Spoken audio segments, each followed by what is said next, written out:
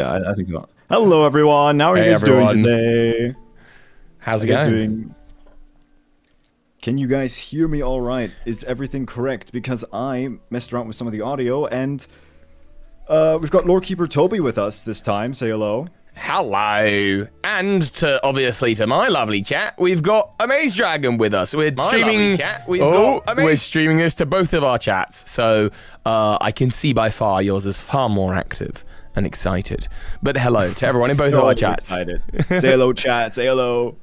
They're always very excited. We're both live. Well, I've got both chats on the go. I got yours and mine. So I can see. Brilliant. While I can see obviously like Mr.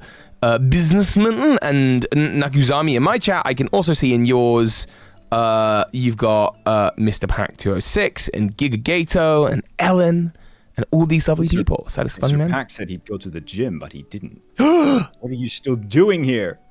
Yeah. Is you here to watch Pokopia stuff? I don't know. Are you here to watch our stuff? I'm just showing them a corkboard right now.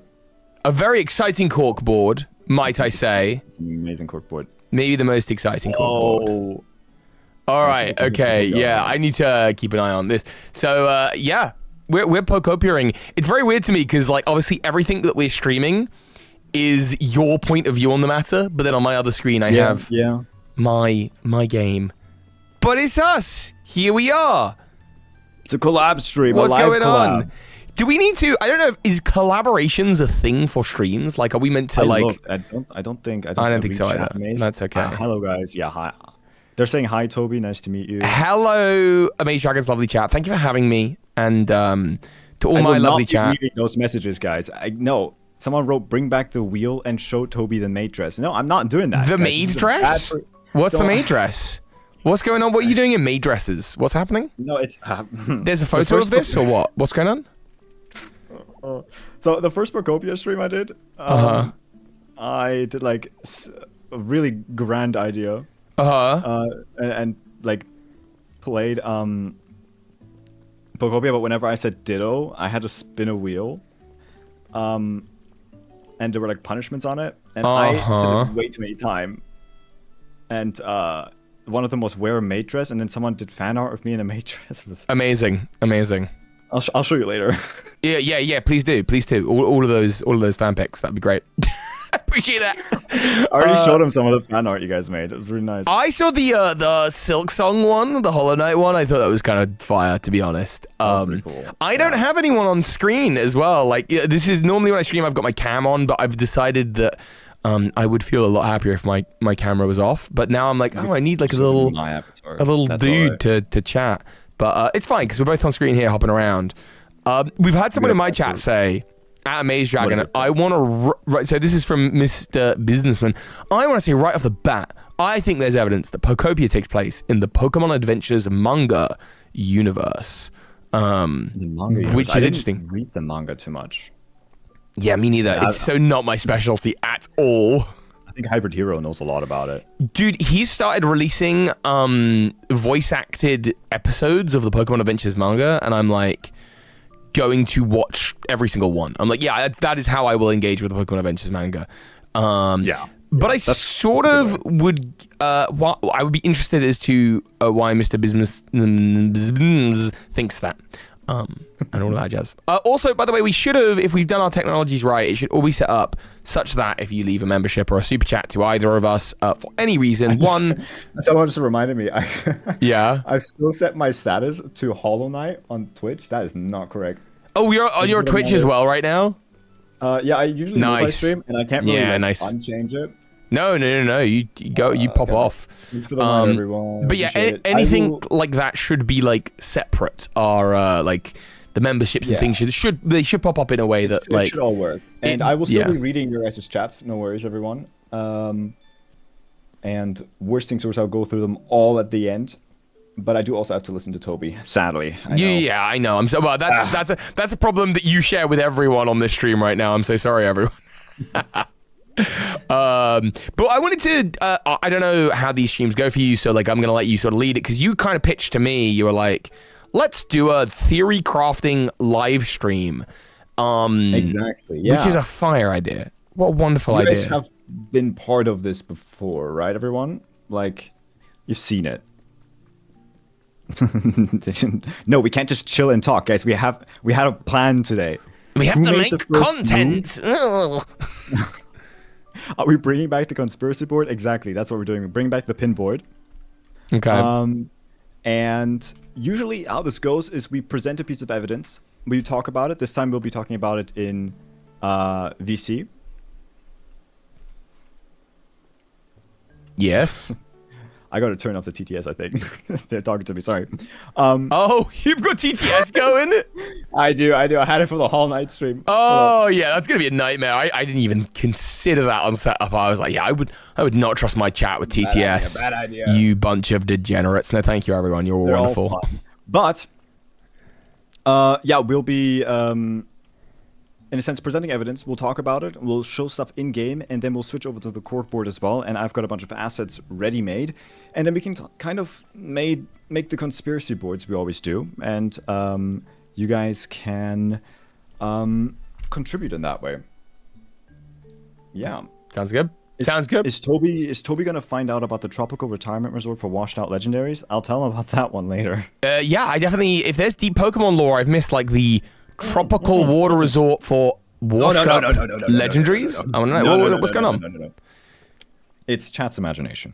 Okay, that's fair enough. They okay. I mean, technically it's a theory, and technically take care of first. But technically it's chat. They're a bit more chaotic here. Welcome, Tropical Penguin, to the stream. This is our first have you done a stream with someone before? I've done streams with people before, yeah. But like, this is a very unique setup. Like, this is very custom for us. We were trying to work out like how, because I've done some work on my Pokopia island that's relevant to the theory we're going to be talking about, and I was trying to work out like, oh man, how do we set up the OBS, a virtual stream key to make sure that and I was like, oh, we can just jump in each other's game, you just come hang out. Exactly. Yeah, I have no water. Yeah. So, hopefully, everything I've set up for the other streams should still work fine, because a lot of it was set up for solo streams. But if it's scuffy in there, well, you guys are used to it. I've done that a lot. But, yeah, so let's get started with your excavation. Yeah, okay, so this is, just in case this is the last chance. I mean, you shouldn't really be here if not, but spoiler warning for Pokopia. In the very opening area, which I think everyone knows by now, if they didn't already, this is Fuchsia City. This is egads. This is Fuchsia City in the far future, sometime after the Kanto adventures, whether the canon versions or a different version. But just behind here, there is there's like some ruins. And these ruins, I've been digging them out. I've been excavating them. Not very elegantly, mind, as you can probably see.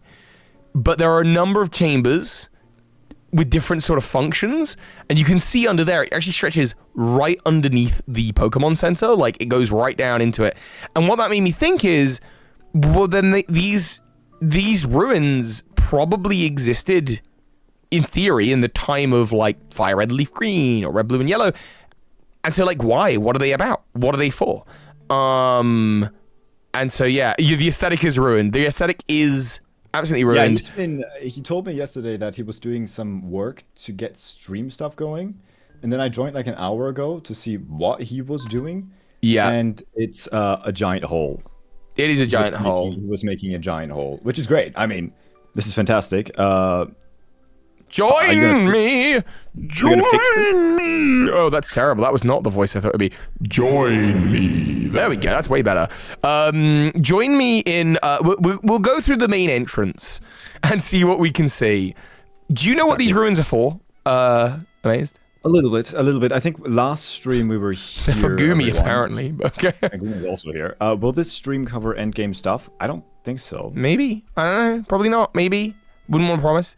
I mean, if you guys are getting spoiled, I'm getting spoiled, everyone. So we're all in the same boat together. It's more like side endgame content, I think. So as you come in here, the music seems to have died down. Has that happened for you? Yeah. Yeah, okay. And we have these tiles of the unknown. So you come down and immediately there's this kind of central chamber. And what you notice is that we've got these metal scaffolds which clearly were not, I think, intended to be part of the design. Like, I feel like this is something that has been like put here by people who have discovered this afterwards. Gumi also not normally here. And what this is for those of you who don't know, is if you collect all of the unknown and put them blocks throughout the game, hidden across the world, and put them in this order, it creates a giant image of Mew, and that's how we get Mew in the game. Did you know that? I don't know if you knew that, but that's how that happens. Not. There you go. That's how you get Mew. Information, though. That's how you get Mew. Interesting. Like, I would think it to be connected to Arceus, right? Because of just all the imagery. And I think you've also said this off stream. That's like, this is the first time it's connected to Mew. The unknown? Yeah, like, so the unknown, we've seen them connected to, like, Ho-Oh and Lugia. Well, Ho-Oh through the ruins of Alph. And we've seen the unknown connected to, you know, the Arceus and creation sort of set. But never Mew. Never before. So that's, like, really, really interesting. Yeah. Let's keep going, though, because there's actually more to this. When excavating, by the way, I haven't excavated out this white bit of stone here because I was unsure whether this is sort of an intentional part of the design. This part right or here not. above. So this looks like what's happened here is some kind of cave in. This bit here, by the way, that I'm in, this is normally blocked off. This is normally blocked off with white stone. But actually, if you come out here and I'll show you what I've been doing, you can see I've been clearing out all of the white stone from around, but there are areas where, like, the white stone is just kind of part of the structure as well. So right. that's what's going on here. But it's like maybe there's been a cave in or something. And there's like not a and the stairs aren't normally here. That's just something I've added to get back up and in. But I've been cutting this out, and it's like there's been a cave in here. So I think intentionally, originally, this would be the chamber you would come to, and you can see I've accidentally unlit one of the torches. Interesting. So where do you want to go first? Which room do you want to go to first? Weird seeing the sky above it here. Yeah, because you've got all the gaps in the corners where I've cut it out. Man.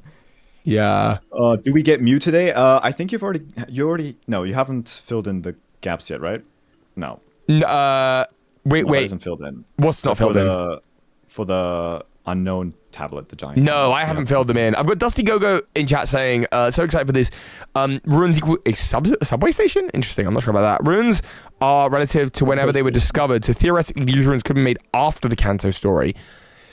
Well, now that's true. They could be. My feeling is that, like, why? Because they're under Fuchsia. It's like Fuchsia's been built on top of. Like, unless you're suggesting someone's dug out under, which, you know, isn't impossible. Like, Fuchsia, they made the Go Park and the Safari Zone. So, like, I don't know, maybe they made ruins under Fuchsia, but I'm just not sure about that.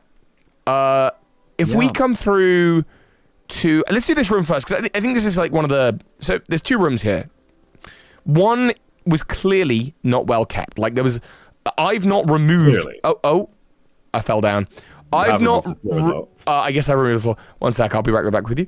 As you look around there, you can see that there are some blocks of moss in there, and actually it's the only room in here that has blocks of moss. Naturally, I think it had some glowing mushrooms in the corner where I am as well. And this is the most damaged room, in terms of, like, the amount of white stone. And I cut out a little bit of it, but decided to leave the bit on top, because I think the thinking is that this room has degraded the most over time, which is why it's mossy, which is why it's got mushrooms growing in. You're saying this is like the oldest room, or the room that's like was hit or just the one that's taken the most damage, or something along those lines. And you can see, if we go up to the top of it, which is where you are. If the unknowns are the hands of Arceus, then I imagine the connection between unknowns and Mew could be the birth of Mew, like portraying Arceus making Mew, who is normally considered the first Pokemon. Hang on a second. Mr. Businessman in my chat says, specifically it summons Mew, as stated by Mew when you complete the mural. They say you summon them to fulfill a request, which in this case is just to be friends. Interesting, okay. So he was, like, Mew was somewhere else. Yeah, and Mew says that. Mew was somewhere else. Mew just sort of gets summoned by it. Because I did wonder about the idea of like, and this is food for thought, maybe like the Unown like create Mew, because we've seen the Unown create legendary Pokemon before. But that's interesting that Mew itself comments on being summoned. We'd have to watch the cutscene. Now this room here is the only room like it. It is obviously covered in bricks of gold. Yeah, my chat and I, we have not found this one yet. I think we completely missed this last time we were playing Pokopia. Interesting. Which is interesting. Like, we discovered the ruins last time, but this is completely new. Interesting. If you come on down into this section, wherever you are, wherever you may be. Roof. If you come on down into the section. So yeah, so we're not going to go down yet. But there is more.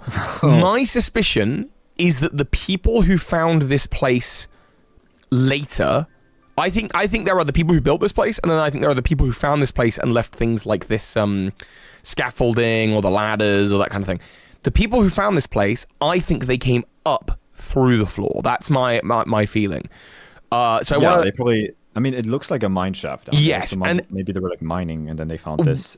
I think so. There's a lot of elements of that. If we come down into this room here, there's another very ceremonial-looking room. It just has a hole into the floor as well, so that's just interesting. I don't know what this room would have been for, but it's opposite the unknown room. And then along here, we have a diamond block house I used to make in Minecraft. Someone wrote that in chat. We have just more like tunnels that don't really like. I mean, this one is being used as like a storage room of some kind, presumably by the workers. Like a monument of worship, exactly, yeah. Yeah, and then there's just like all of this that then leads into, I guess, what you would call. Actually, if you follow me, this leads out. This is a further entrance to the mine. I think this is where the humans who are mining would have come in. So they would have come in this side. Most likely, yeah. Most likely they came in through there. By the way, Primplup had a real upset when I destroyed its home. I see that. It's completely gone. Yeah, but it's a wild Pokemon. It lives in the wild. I don't think we're getting back in because I don't think we can actually get to the door because didn't think about that. Destroyed everything. So let's go back in through. If you come back this way, and we'll go back in through here, and we'll go into the mining section. No problem. Give me a sec. If you fall down to the bottom... Oh, you're in the mining section now, are you? That's fine. I'll come to you. You haven't explored. So then, yeah, and then there's this mine shaft area, or mining area. Oh, I've messed up. I'll be with you shortly. You've put so many holes in the ground. Thank you, Mr. Businessman, who sent me the cutscene clip from you from us and John. Brilliant. Could this be related to Celestica people who were hidden and had this monument built? All asks in my chat. Interesting. Celestica. I mean, the Celestica people were in Sinnoh. This is Kanto. I mean, it's close enough. Question is... I don't... Yeah, it's hard. We've not got a lot to go off. If we go down further into the mine... Volo? Is it Volo? Probably. On the lowest level of the mine, we've got this room. This is the kind of other room of interest to me, which I think is what was being dug up. So don't jump down that hole. That hole, there is no way back up. It's that was me just digging down to see what's directly down there. And just so you know, it's like there's like lumps of gold ore down there. But in this room, there's all of these very tasty looking blocks. I think they're tasty looking. They look like cake. And this is ore for rare Pokemetal, which seems to be like the most powerful kind of substance in this game. You can forge a lot with Pokemetal. Yeah, so I suspect people were down here looking for Pokemetal or gold, and ended up basically breaking into a room like this one, finding this, and then maybe even then finding their way into other rooms like this one, and they must have found it because on the other side of this cave-in there is again evidence of like humans. Continuing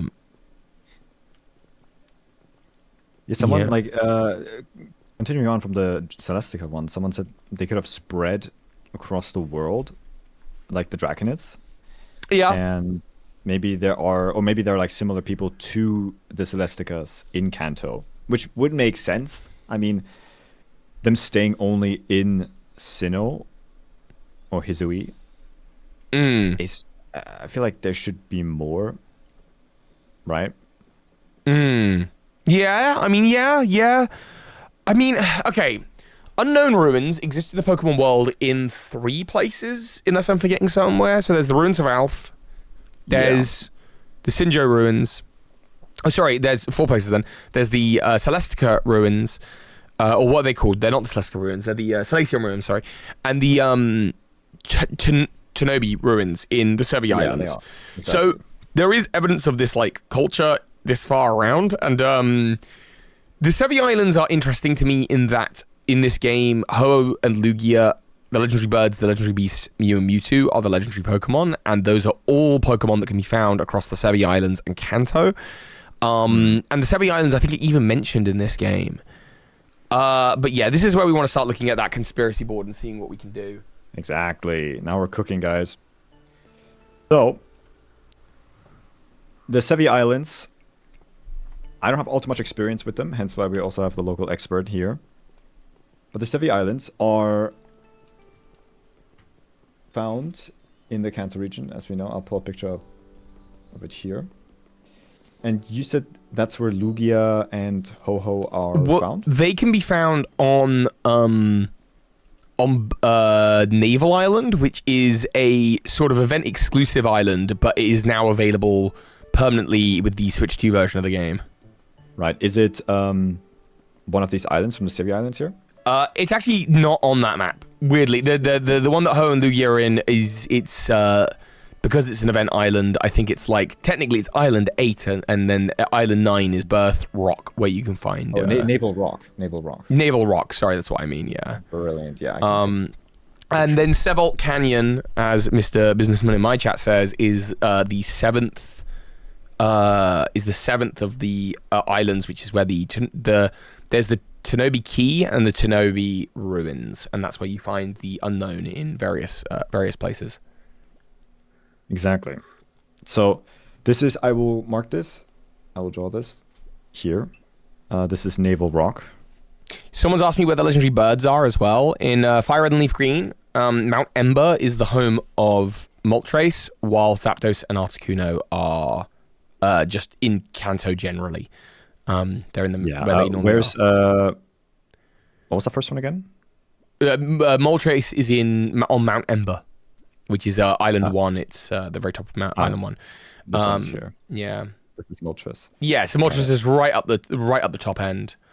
Take care, Categorical. Yeah.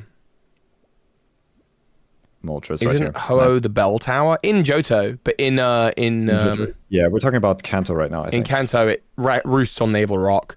It and Lugia both do. Wait, did you also get? Isn't Ho-Oh the bell tower by you? Or are you in both chats? Yes, I was reading your chat. You're right in that moment. Okay, perfect. Okay. I thought all is in both chats again. I wonder why Fire Red Leaf Green is the only account of the Sevy Islands. Maybe they got destroyed. You think? Like global warming, which again would pull into Pokopia. Believe it or not, the Sevy Islands are referenced in Legends Arceus. There's a Sevy restaurant. It appears in Jubilife Village, like it just comes up partway through the game. Also, somebody said, aren't those panels like Mewtwo's place in ZA? What do you mean, Drift Speed? The panels? They're found in Mewtwo is found in the bottom of Team Rocket's base. The Team Flare, yeah. But I don't remember them looking like kind of like that. Welcome to the chat, Giratina. Thank you for writing. I love cheese. That's very productive. That's helpful. Appreciate it. Very, very helpful. Very good. So 10 out of 10. With cheese again. Which place was Fuchsia City again? So Fuchsia City is on the map. It's the it's that one exactly the way you're over. Yeah. So south of Kanto, generally, depending on what medium you're looking at, is in Fire and Leaf Green. There's the Sevy Islands. In the anime, there's the Orange Islands. where you've got like in the movie 2000, like obviously Lugia, Ho-Oh, and Lugia, Moltres of Sanarsakudo are from Shamuti Isle and that area in the Orange Islands. I believe there are a number of like handbooks and stuff in the time. I don't know how canon that is. That were like the legendary birds can be seen over the Orange Islands, and then in the TCG there's the Southern Islands card collection that comes out just after, like in the post Gen 1 sort of Gen 2 era, and it's like it's got like Mew in it, and like there's just this idea of like tropical islands where rare Pokemon exist is like a common theme throughout the Kanto games, and kind of like Alola is almost like the manifestation of that. Like Alola is literally the Orange Islands games for a number of reasons. A common question with that also, like a lot of people ask, I feel like, is are these islands truly canonical, or is it a way to fill the Pokedex, you know? Yeah, I mean, it's a common question. Look, probably practically it's to fill a Pokedex, but Pokemon theories... It's there. Like, it can't just be removed. Yeah. It's in lore now. How does Mew relate to cheese? We'll find a way. Mirage Island. Yeah, I guess that's a Hoenn thing, but like... Are there Mirage Islands in the Orange Islands? I'm not sure. Important to note that the grates that connect the areas in Pokopia aren't entirely literal. They just exist for gameplay purposes. Yeah, so there's all the gates that connect the areas of Pokopia. Those are like more, one of my chat members is sort of saying they're just to represent like a distance being traveled. They're less like, on one side it's literally this, on the other side there's another one kind of thing. Alola. Warm Lily, hello.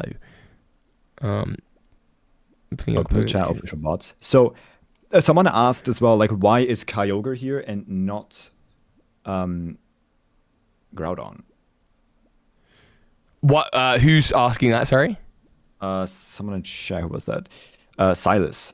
All right. Asking why is Kyogre here and not? I have a theory about this, and it's coming out in video form like tomorrow, maybe the day after. Sell out. I don't wanna reveal too much. That's fine. But I do think the weather disturbances have a lot to do with that question, which I think is a very interesting question. I'm excited to see it. Yeah. Very nice. That said, cheese will be small in the corner, guys. We're not overdoing it with the cheese. Small corner cheese. That's all you get. There is a theory I didn't go into that I think might be interesting, which is in the Orange Islands in the movie 2000. Have you seen the movie 2000? No. Oh wait, the Pokemon movie 2000? Yeah. Oh, I think so. Yeah. Okay. With Lugia I just watched some random movie. No, the Pokemon movie 2000 with Lugia. You've seen this? Oh yeah, I have. Okay, a long time ago, but I have. Yes. Yeah. Well, okay. All right. Okay. I had a little heart attack there for a moment. In that movie, the removal of one of the legendary birds from the ecosystem threatens an area that they call the cradle of the ocean, and there's this idea of like destructive weather forces that start to generate. And interestingly enough, the villain in that movie has an ancient Mew card, and he's as he points out, he's not a Pokemon trainer. He's merely a scalper.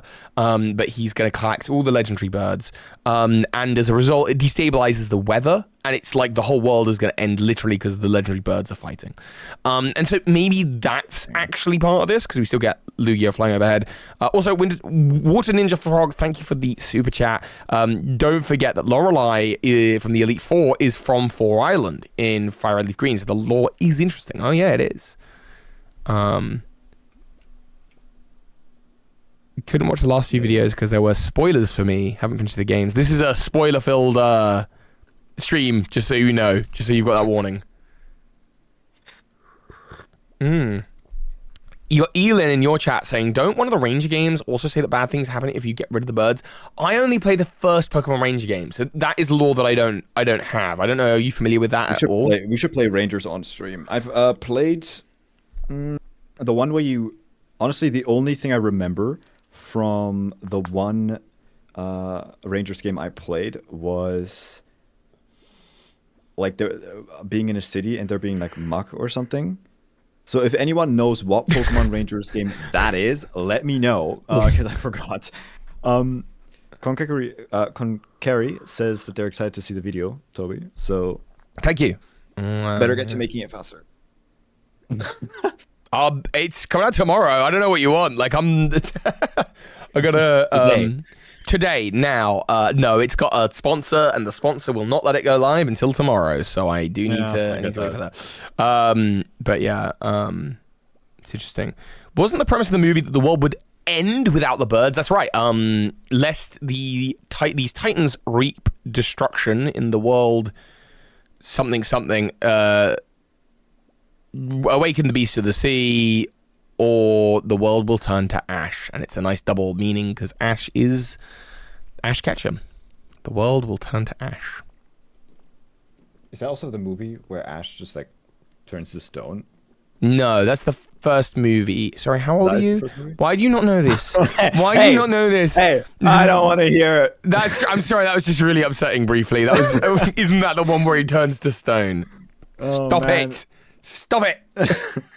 Hey, we've got two perspectives here. We've got one like really old man, and we've got one young, spry, and intelligent individual. That's right. You've got one wise, knowledgeable person about this franchise, and then you've got one sort of Zoomer kid that's like... hey, I'm not that young. Hold on. I don't know. They're past. Apparently I played Pokemon Ranger Guardian Science. It sounds right. Okay. All right. Yeah. Okay. All right. That could be. I do want to play the other Ranger games, and I'm sure because the Ranger games, like this game, are in that weird space of canon where there are references to the main regions. There are like things in the game that almost imply that they should be considered in some version of the canon, whether you call them as canonical or not, I don't know. But I actually wonder, I guess I got a question for you on that. Like for you, how does Pokopia or like the range games or I don't know, Pokemon Stadium or something, like how do these games fit into Pokemon canon for you? Have you got like a line, or like how do you think about these things? So in general, for like most series I do, I consider the main games as being the trump card of lore, as if any, like let's say Pokopia technically makes one of the pieces of lore in the main games incorrect, I still take the main games as the priority. Sure. Right? So this is still correct. The side game is just adding extra flair to their own. Totally. But the other stuff that the side games do introduce, as long as it doesn't like break any of the actual lore, I do consider as, this is still canon. Of course, it depends also on what kind of game we are going to in the side games, like Pokemon Cafe and whatever they introduce. That I don't play, so I don't even know like what the lore is there. Sure. And if there is something that like pops up, like Mewtwo is a fanatic of cheese, then that, for example, I wouldn't consider canonical. Sure. Not just because I don't know it, but also I don't know. I used to have the stance of like, well, if you could transfer a Pokemon from it into the main series, so that would be your Pokemon Ranger or Colosseum or Gate of Darkness or whatever, like then that would be part of the universe. But then actually Pokemon Go came out, and Pokemon Go, I mean, literally, like, Let's Go Pikachu and Eevee reference Professor Willow, I think, from in the Go Park or something like that.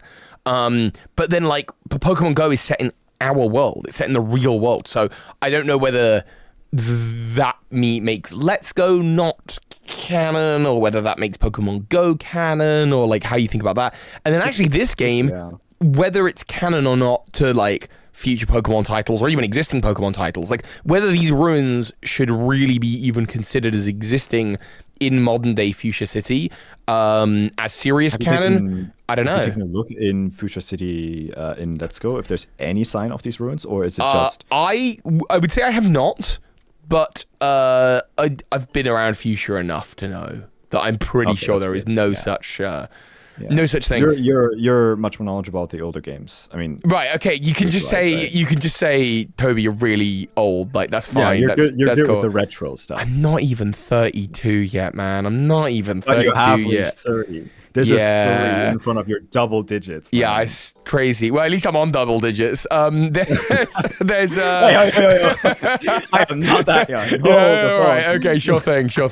And from YouTube immediately. No. I think like just knowing the layout, like it's interesting to me that these ruins literally get right up to like underneath the Pokemon Center. Assuming the Pokemon Center itself has not like moved over the years from the time of like Kanto, that's interesting. It just means that like, yeah, Fuchsia City was probably built over the top of this, and that this was some coastal ruin of importance that then sort of. What's interesting is like if you look at the picture here, like the Pokemon Center is here. I'm gonna draw on this picture. This one right here. So the Pokemon Center is here. Yeah. Which in game we can actually see, and it's actually, and I'll switch screens real quick. I fell asleep. Like the Pokemon Center is found up here. I'll show you guys for a visual reference. Maybe not everyone's like played this recently. You gotta there. So Pokemon Center is here, which the Pokemon Center right there is the one I circled. Yeah, and I think the intent is that is the same Pokemon Center. Like I don't think there's any to be the same Pokemon Center. weirdness about that. So it's this Pokemon Center. Then right behind that are the Unown ruins. And then further on here, and obviously this makes sense, up there's the route gate, right? Which you can see here as well. The route gate is at the very end, right? No, that is not the route gate. Okay, then that's my bad. That is the Go Park or Safari Zone. Okay, so is there a route gate here at all? No, the route gate actually there actually isn't really a route gate from Fuchsia. Because if you look at the map, if you see the map there, it's water sort of behind there. What is interesting is that, for example, I think the area that's up there, that route gate in game that you were looking at is, I think that's the doorway to the Sparkling Skylands, which is everything from Celadon to Saffron.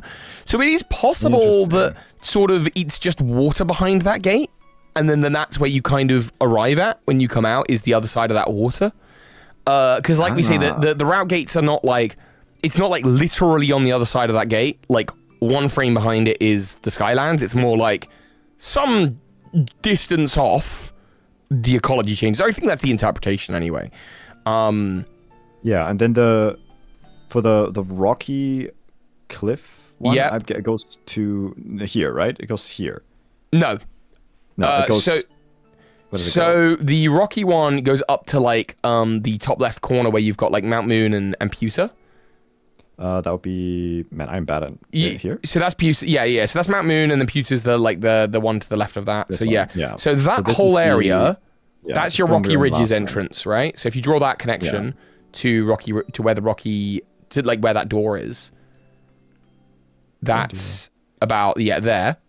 Yeah, it goes to like there. Sure. The cycling road, interestingly enough, in this game, there is a cycling road that links to Pallet Town. Now, normally, the cycling road leads up to Celadon. But actually, I do genuinely believe that Pallet Town is what remains of the Pallet Town area. I think the world of Pokobia has been very heavily shifted. This is Pallet Town, right? So I think the cycling road now connects there. Yeah, it goes from here, right? It comes from the bottom of the way. No, it literally goes from, I think it goes from literally where the cycling road is. Right here? Yeah.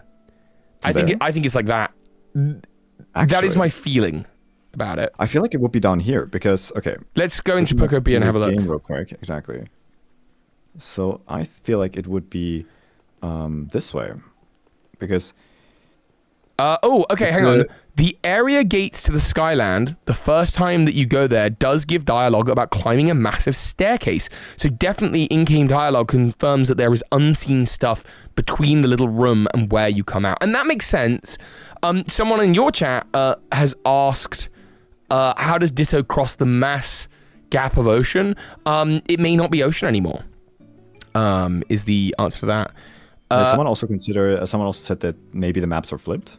Well, the physical map in the Pokemon Center is flipped, But the actual layout of the town is still like the coast is on the side it's on, and it wouldn't quite make, because if this was back to front, then Mount Moon would be where like underneath Lavender Town is, and that doesn't really make sense. But the actual physical map in the Pokemon Center is flipped. So yeah, that way leads out. That's the cycling road. You really are good at construction. Thanks. This is wonderful. Whee! Oh yeah, well this is the cycling road. Right, Looks but like as you can see, it doesn't actually connect up to. If it was connecting up to Celadon, that would be up that way. It is connecting to Pallet Town. So I think that Pallet Town and Pallet Town aren't really the same. I think it's just a pun on the name for Blank Canvas. I actually do think it's what's left. I think Cinnabar Island and Pallet Town and that area is where this links out to, because what it links out to is 3 islands that are very customizable. And I think the geology has just changed that much.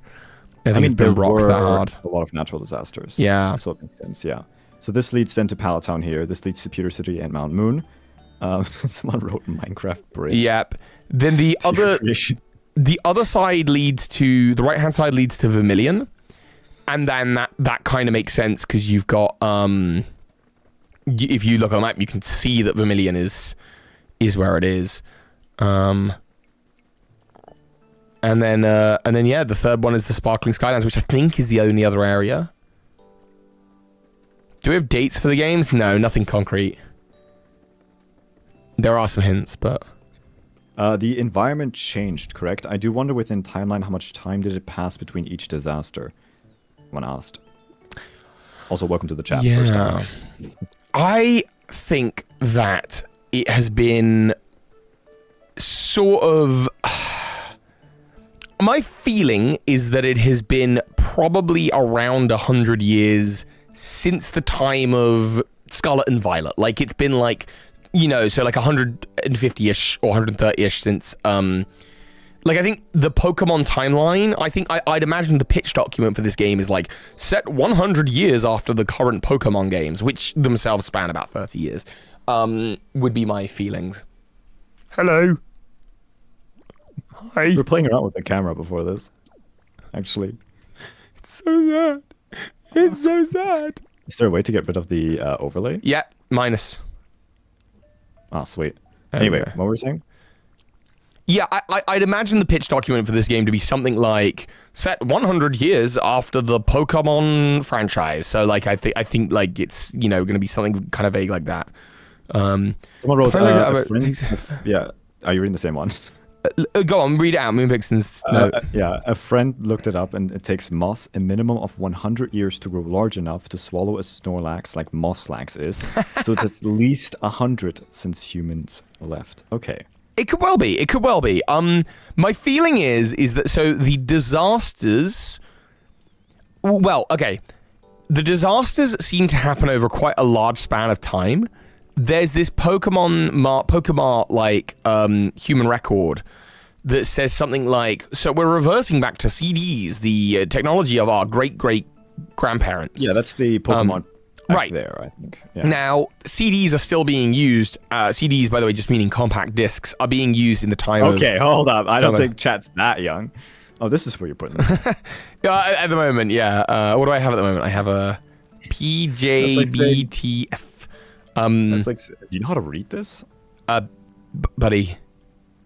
Oh, buddy. Just come here. Sorry, I'm new to this. Just come here. Wait, what do you mean?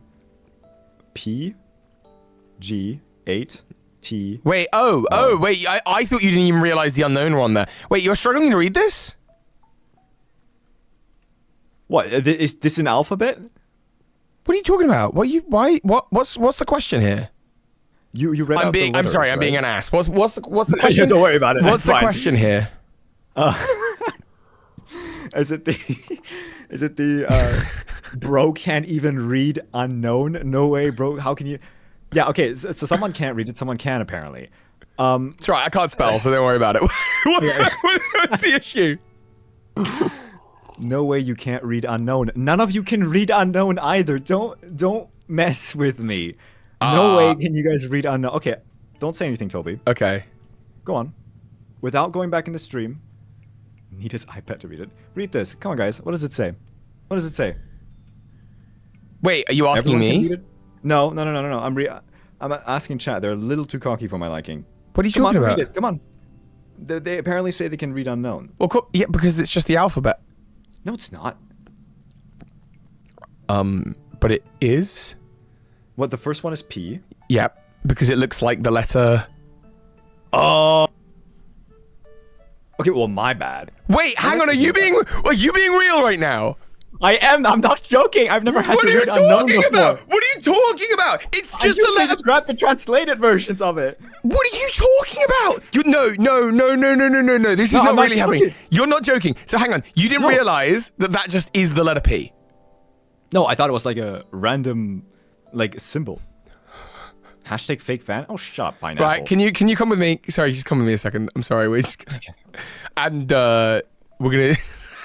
Sorry, this is just come with me down to the. Amazed you lost a lot of credibility as a theorist. I literally thought they were translatable as a giant document. But so I always used a document to translate them, and I never looked any further into. You've done videos about the Unown. No, I have not. what am I looking at in front of us? I've not. What is the top left? Now that you know that. Well, this is just A, B, C, D, E, F, G. Yeah. And what do they all look like, right? Unknown. Yeah, but they just look like the letters that they are. Yeah, no, that makes sense now. This is not our main guys. Now as in a few seconds ago, right? Yeah. How was I supposed to know that? I don't look this stuff up, you know? I am never streaming with this individual again. The entire gimmick of the Unown is that they look like letters. How was I supposed to know that? There's 26 of them, and they look like the letters. I don't. Okay. Tomorrow we will do shapes, and then the day after that we'll do colors, and the day after that we'll do numbers. You said that you are over double digits, right? Like in your age. I just wanted to triple check. I spend my time doing productive things, like learning about Guzzlord. That's fair enough. Yeah, Toby roast that guy. You're on my stream. You're right. No. Yeah, it's fair enough. I will say, to be fair, to give you credit, I have always thought there are two unknown letters that just don't look like the letters to me. I think G, just does not look like a G to me and never has. I don't know who does a G in that shape. I don't know what that's about. That's what I'm saying. And then I think look, A, B, C, D, E, F, G, and you're telling me this right here, is an H. Yeah, of course it is. It's just, no, that's a circle. It's stylized. I understand. Stylized. Okay, stylized. And I was supposed to realize that without looking it up. I know all of you looked it up. All of you looked it up. All of you guys are cheaters. I get my lore from the G is lowercase. I don't see that personally. I've never have, but I get all my lore from the raw source, and that's from the games. I never look this up. I am a true fan. It's Toby true. 100% looked this up. Toby 100%. Wait, you know what the last two are, right? The very last, like the little block at the end of the last two. That's Mate, move away from that. Just those ones. That's a Z. Yeah. And then what are the last two? An exclamation mark and a question mark? Yeah. Yeah. Great. Cool. Can we move on to squares now? We're done with circles. Let's move on to squares. Okay. All right. Sure. Then we can learn about the numbers. You know, yeah. Okay. Sure. I'm so embarrassed. You shouldn't be. Guys, you shouldn't be. Today. No more stream. You should not be embarrassed. I know I cackled quite loudly, and that was for an unrelated reason. That was something else going on in my life. You shouldn't feel embarrassed. Listen, I can't spell. I put out Instagram story yesterday. I put out 2 in a row. Both of them had typos. I mean, I am dyslexic and lazy, but that's a trademark for you. I think at this point. It's true. It's true. Whenever Toby and I write on Discord, 99% of the things you write are it's not true. correct. It's true. That is alphabetically wrong. Yeah, you can read my typos. But when it comes to the unknown, you're like, nah. Yeah, I mean, nah, okay, man. now I know what it is. Okay, This will be cut out of the VOD, and no one will ever. Yeah, it's fine. That's kind of going to be most of the VOD because we spent a lot of time on that. What were we even talking about before that? That was such a good. Don't make fan art of me trying to read Unown. I'm imagining your character like squinting at it, like, what does it mean? What does it mean? How could we possibly know? And someone's going, I think it looks like the Latin alphabet, and you're just going, no, it's symbols. Like gibberish. It must mean something, but we couldn't. Hornet first try, exactly. It's beyond human comprehension. Yeah, for your information, Toby, I beat Hornet first try in Hollow Knight. So really, do I need to know about the Unown? No, it's true. You've got as far as you have without needing to. I'm awesome. And Ace, I love you, but I will never let you forget this. Moon Vixen, please. Please forget this. This was a good moment. I'm really happy. I've known her for quite some time. She'll never let me live it down. Doesn't have his glasses up. So sorry, what were we talking about? Like right before that whole chapter? Oh boy. Oh, we were talking about the locations. We were talking about like what everything's based off of. Do you want to look quickly distract them? Go back to the map. And you can show the link to Vermilion City. There you go. So Vermilion City is the right-hand entrance, and again, you can just sort of see how you would get there. Get there. Well, Vermilion is not that top right one. It's not that. That's Lavender Town. It's the bottom. That's Vermilion City, which is always really weird for a coastal town because it's with Kanto. That's okay. That's all right. It's okay. Next comments on my video are all gonna be like fraud. What's going on? Can't read. I don't know.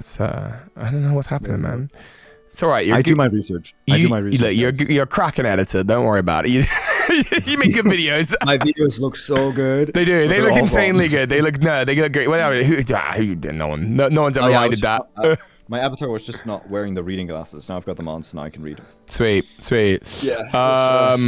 Whoops. And then finally you have the connection to the sort of Celadon and Saffron areas, I believe is the Sparkling Skylands from what I know. Which means we haven't actually visited Cerulean or Lavender Town. That could be a nice DLC area. DLC, please. Do you think they're going to do DLC for Pokopia? I think they're going to monetize this game in every possible way they can till the end of time. Yeah, I would not be surprised if we got DLC areas. Yeah. Not at all. Take care, Mr. Pack. You should go to the gym now. You were supposed to go... How long has the stream been going? About now? You were supposed to go an hour ago. I don't know what you're still doing here. Oh yeah, I should put the alphabet board on the board. That's a good idea. Yeah, so... So we kind of got a feel of like where we are and what's going on. But something we haven't known, and this is not just you, like no one knows this, is like, what is the lore of Mew within the Kanto region? This is to say that across all the games, Red, Blue, Yellow, Green, Fire Red, Leaf Green, Let's Go Pikachu and Eevee, Gold, Silver, Crystal, Heart Gold, and Soul Silver, all the times we visited Kanto, Mew has never been available. Mew has only been available on the Faraway Island event from, like in a canon sense, from Pokemon Emerald. It can be obtained in some other games in really lame ways, like things like Brilliant Diamond, Shining Pearl. It's just a gift Pokemon. But generally, like Mew and any lore attached to it has been pretty light. It's only ever been implied. And this is actually no difference. This kind of adds to this. So the question is did the people who made this know that the Unown, if ordered this way, could summon a Mew? And no. They probably couldn't even read the Unown alphabet. Because it's really difficult to read it. No, that's right. They probably didn't know, actually. They probably wouldn't have. Impossible. No, who even does that? What's interesting is that also we don't find the letters in here. We find the letters scattered across the world. True. So maybe there was like a need to sort of protect or hide the secret of Mew. I mean, we find them in the shiny spots on the ground, right? Yeah, that's right. I believe so. Yeah. Yeah, and as far as I know, and chat can maybe confirm this, like you can technically find all of them here in the Withering Wastelands, right? Like this is not just like a. Oh, can you?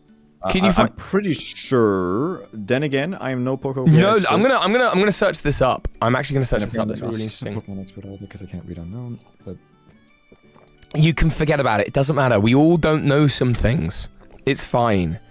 We all know some things and don't know other things. It's okay that you don't know how to read the English alphabet. That's okay. Okay. Wait. I'm just saying it's okay. I'm just saying it's okay. Okay. I can't ride a unicycle, and you can't read the 26 character alphabet, and that's fine. That we all have different strengths and weaknesses. Like, to be fair, you could clap back so easily. I can't get a 1 million view video. You're doing great. You've only been at it 2 seconds, but that's okay. Can't read the English alphabet, and I can, and we're just, we all got our different strengths, I guess. Hello? Hello? You can't ride a unicycle? That's the example you use? We've all got different things, man. We're all yeah, okay. Let me have a look at these relics, then see what I can find out about them. So I'm also gonna watch one of my staff. He's already dead. One of my viewers very kindly, the wonderful, I believe, Mr. Businessman, sent me on Discord the video of what happens when you like find Mew. That I think it's Austin John's video, so I wanna grab that. Thanks, Mr. Biz, much appreciated, and just see what the dialogue is of that. What comes up on screen. Someone's first chat message was, "You better leave the unknown bit in." How long were you here and you didn't talk, huh? How long did you watch that, huh? So when you this is really interesting. You might even want to play this on stream, actually. Once you I'm gonna send this to you. Link. Send me the link. So go to 521, because I want to draw your attention to 2 things, actually. So but there's the video. It's Austin John Plays. Right.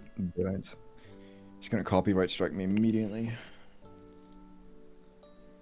What a great nap. Hey, you're the one who's called me here. Oh my gosh! Okay, this is not a real Mew. This is not a real Mew. Bro, I just had a brainwave. Okay, watch this on stream. I'll watch it with you. Okay. All right. Yeah, hold up. Let me pull up a browser. What's this? There you go. Get this. This is I think I understand a little bit more about what this ruin is for and what this altar is. Let me add the browser on here. This. All right, can you guys see it? Yeah, you guys can. I know exactly what this is. Take a look at this. Look at this handsome mug. I will turn off the Procopia soundtrack. Nope, that's wrong. Procopia is that one. Now you should be able to hear it. There we go. Okay, so which part do I? So if you skim to about 5 minutes in, I think I said it was. Yeah, further in. Okay, all right. So we get, the last block goes in, and now just watch this. You might not need audio or want audio from it. Actually, I don't know if Austin's talking over it or what. But just to watch this. Thank you, Austin John Plays, for this. So all the bricks connect together. That's the first thing that happens. And we get this like little pulse, this like pink pulse, right? Yeah. And Mew pops out. We get a little shake. There's a rumbling. There's a flash. And you're saying this is not Mew? I don't think this is a real Mew. I will explain why shortly. I just want you to take note of this dialogue, okay? So Mew says, "Yawn, dang, that was a great nap. Hey, you're the one who called me here? You need me for something?" Austin John Plays was You want to be my friend? Oh, heck yeah, let's be buddies. Come and chat whenever you have time. And now you've got Mew as a buddy, and I don't know if Mew has anything else to say. So that seems like not a lot to work off of, right? Like there might be more if you keep skimming through. It doesn't. It really doesn't. I think it's huge, and I'll tell you why. Because I just had that brainwave while we're literally live. You heard me go, "Oh." Yeah, I think everyone heard that. Let me find. I gotta find a particular scene. And I don't know if I'll be able to find it on YouTube. Okay, I'm not gonna be able to find it on YouTube, but movie. let me get you instead. I'd love to find a clip of it, but I'm just gonna send you something on Discord, and you can put this up on stream if you want, or whatever. So, okay, let me take this. This is theory crafting happening in real time. Okay, so when this is up on the stream, we'll see. I made it seem like all the other times we were theory crafting. There you go. All right. This right here. Okay. So in this scene, Molly Hale. This is a scene from the Pokemon Third movie. You've seen the Pokemon Third movie? Yeah. Okay, cool. In this scene, Molly Hale has found out that her father has gone missing, and she's been given, for some reason, these stone tablets of the unknown, similar to the ones that we're looking at now, and they're more like handheld size.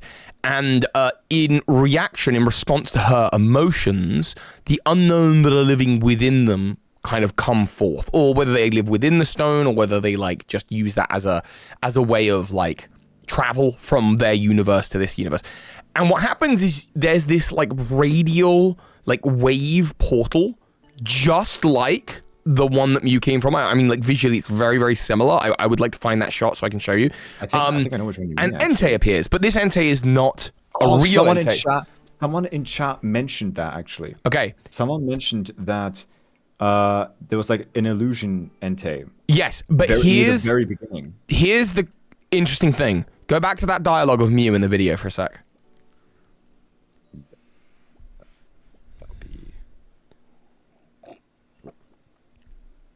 And anyone who's a movie, third movie, like, aficionado knows where I'm going to go with this. What's the very first thing it says? It's great nap. Great nap. Hey, you the one who called me here? You need me for something. Okay. Wait, isn't Entei got a similar accent? His very first line is... You are the one who has called me here? I'm not joking. I'm pretty sure that is his verbatim line that he says when he first appears. He's like, you are the one who has called me here. And then she goes... No, in the movie. In the movie, right? And then Entei, you know, ultimately Molly goes like, oh, you know, like, Papa? And he's like, if that is what you wish. Like, so it's that idea of like, you're the one who called me here and I'm here to serve. As a result of tablets that have the unknown. And I really do think the wave thing, I really want to find the scene so that we can play the scene and then people in the chat can see what we're talking about, because I think they are very similar. My feeling is that Mew is not the Mew of Kanto. That Mew is a want, it's a wish that is created as a result of all of these tablets coming together with Ditto's emotion, Ditto's request to have a friend. That's what I think is happening. A heavy theme in Pokemon in general, so it makes sense. Yeah. Like, I want to see the Unova region in general has like this as its core theme, the whole like dreams and wishes. Yeah. Like, Pokemon Third. Interesting. Let me see if I can't find this. It's like an illusion, or it's like someone else said it's unknown disguised. Yeah, it's a Ditto brought into reality by the unknown. It is interesting to think, like, in what context is the Pokemon not actually real? Like, could it not just sustain itself long enough to become a real Pokemon? I don't know how it works. We've never really seen a lot of that before, but the third movie seems to do that. But let me see if I can't find just that section of the movie. Pokemon the third movie. Mew is 26 unknown in a trench coat.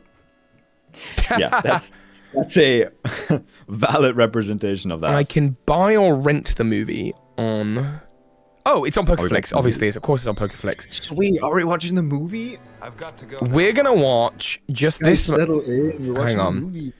If you go here and just jump to 4 minutes 40, this is where you want to go. And we could probably watch this and not get DMCA'd. We'll probably be okay. Probably. Just for 30 seconds. And hey, if not, it's only a YouTube strike. What are we gonna do? Lose our channels? It'll be fine. It's only our jobs.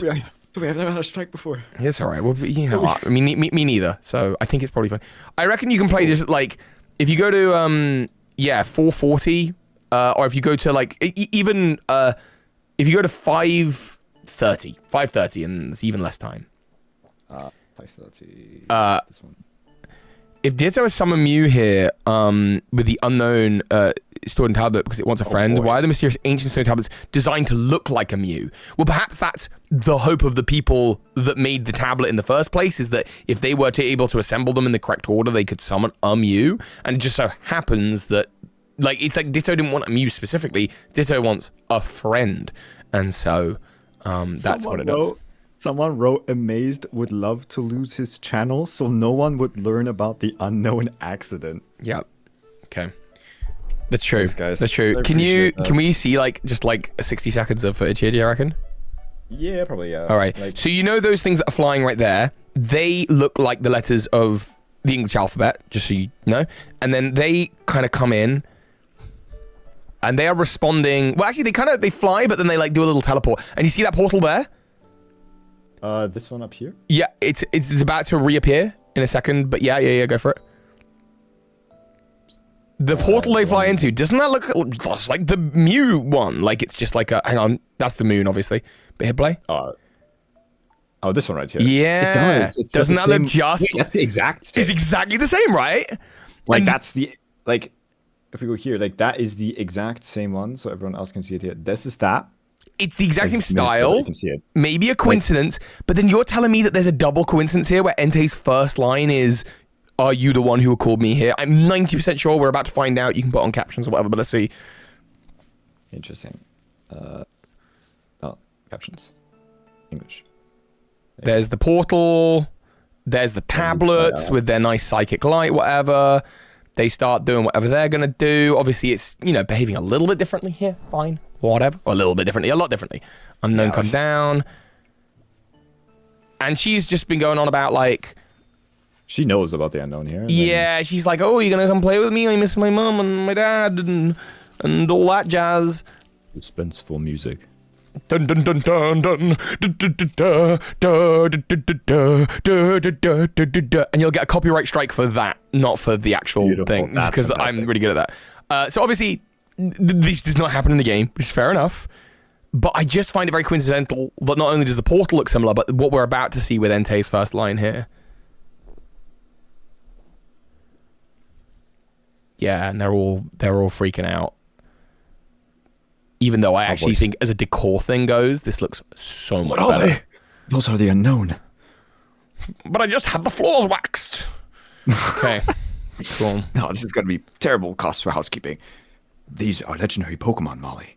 And in this book, the artist imagined what some of them might look like. Papa? I'm like Entei, am I? Well, then I am Entei. That's Dan Green, the legend. Please come back. All right, okay, all right. And then this is kind of like part 2. Obviously, we do not see Mew appear from Crystal. Maybe, again, we're reading too much into it. But I just think the coincidence of not only the portal look, not only the stone tablets, the Mew coming together, and actually we do see in Pokopia fashion some stylized psychic cubes come off when it happens. So there could well be that as well, when all the things are unified. And here we go. Are you the one who has called me here? And what does Mew say? What is that line of dialogue? If you snap back to the Mew side of that, is it not? Are you the one who called me here? Verbatim? Is that not literally what it says? What I mean, not. Hey, you the one who called me here. Then this guy says, "Are you the one who called me here?" Are you the one who has called me here? Yeah, come on! Oh, come on! Come on! That's literally the same line. Well, are you the one who has called me here? Or hey, you the one who called me. Yeah, it's the same one. Whoever says no to that is that one. No. Can you? Okay, so hang on. And then if you scroll back through the Mew one a little bit to when the blocks come together.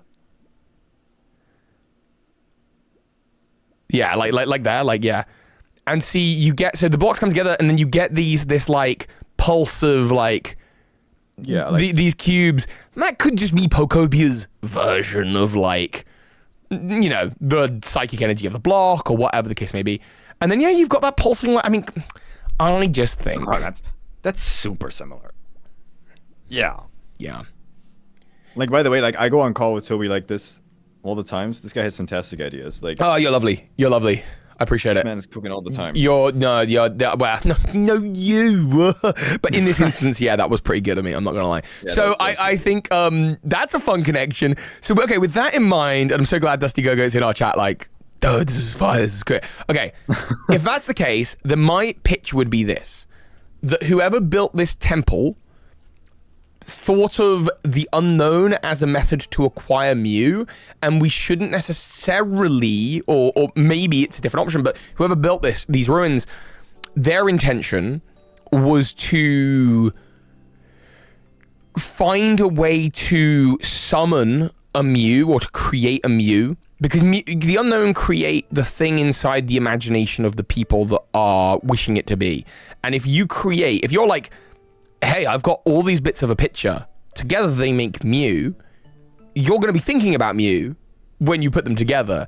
And so maybe the hope is that whoever assembles this is going to bring about a Mew. And of course, Ditto's want is just to make more Pokemon friends. And so that would create a Mew from the unknown. But this is actually the unknown's power manifested in a false Mew, would be my suspicion.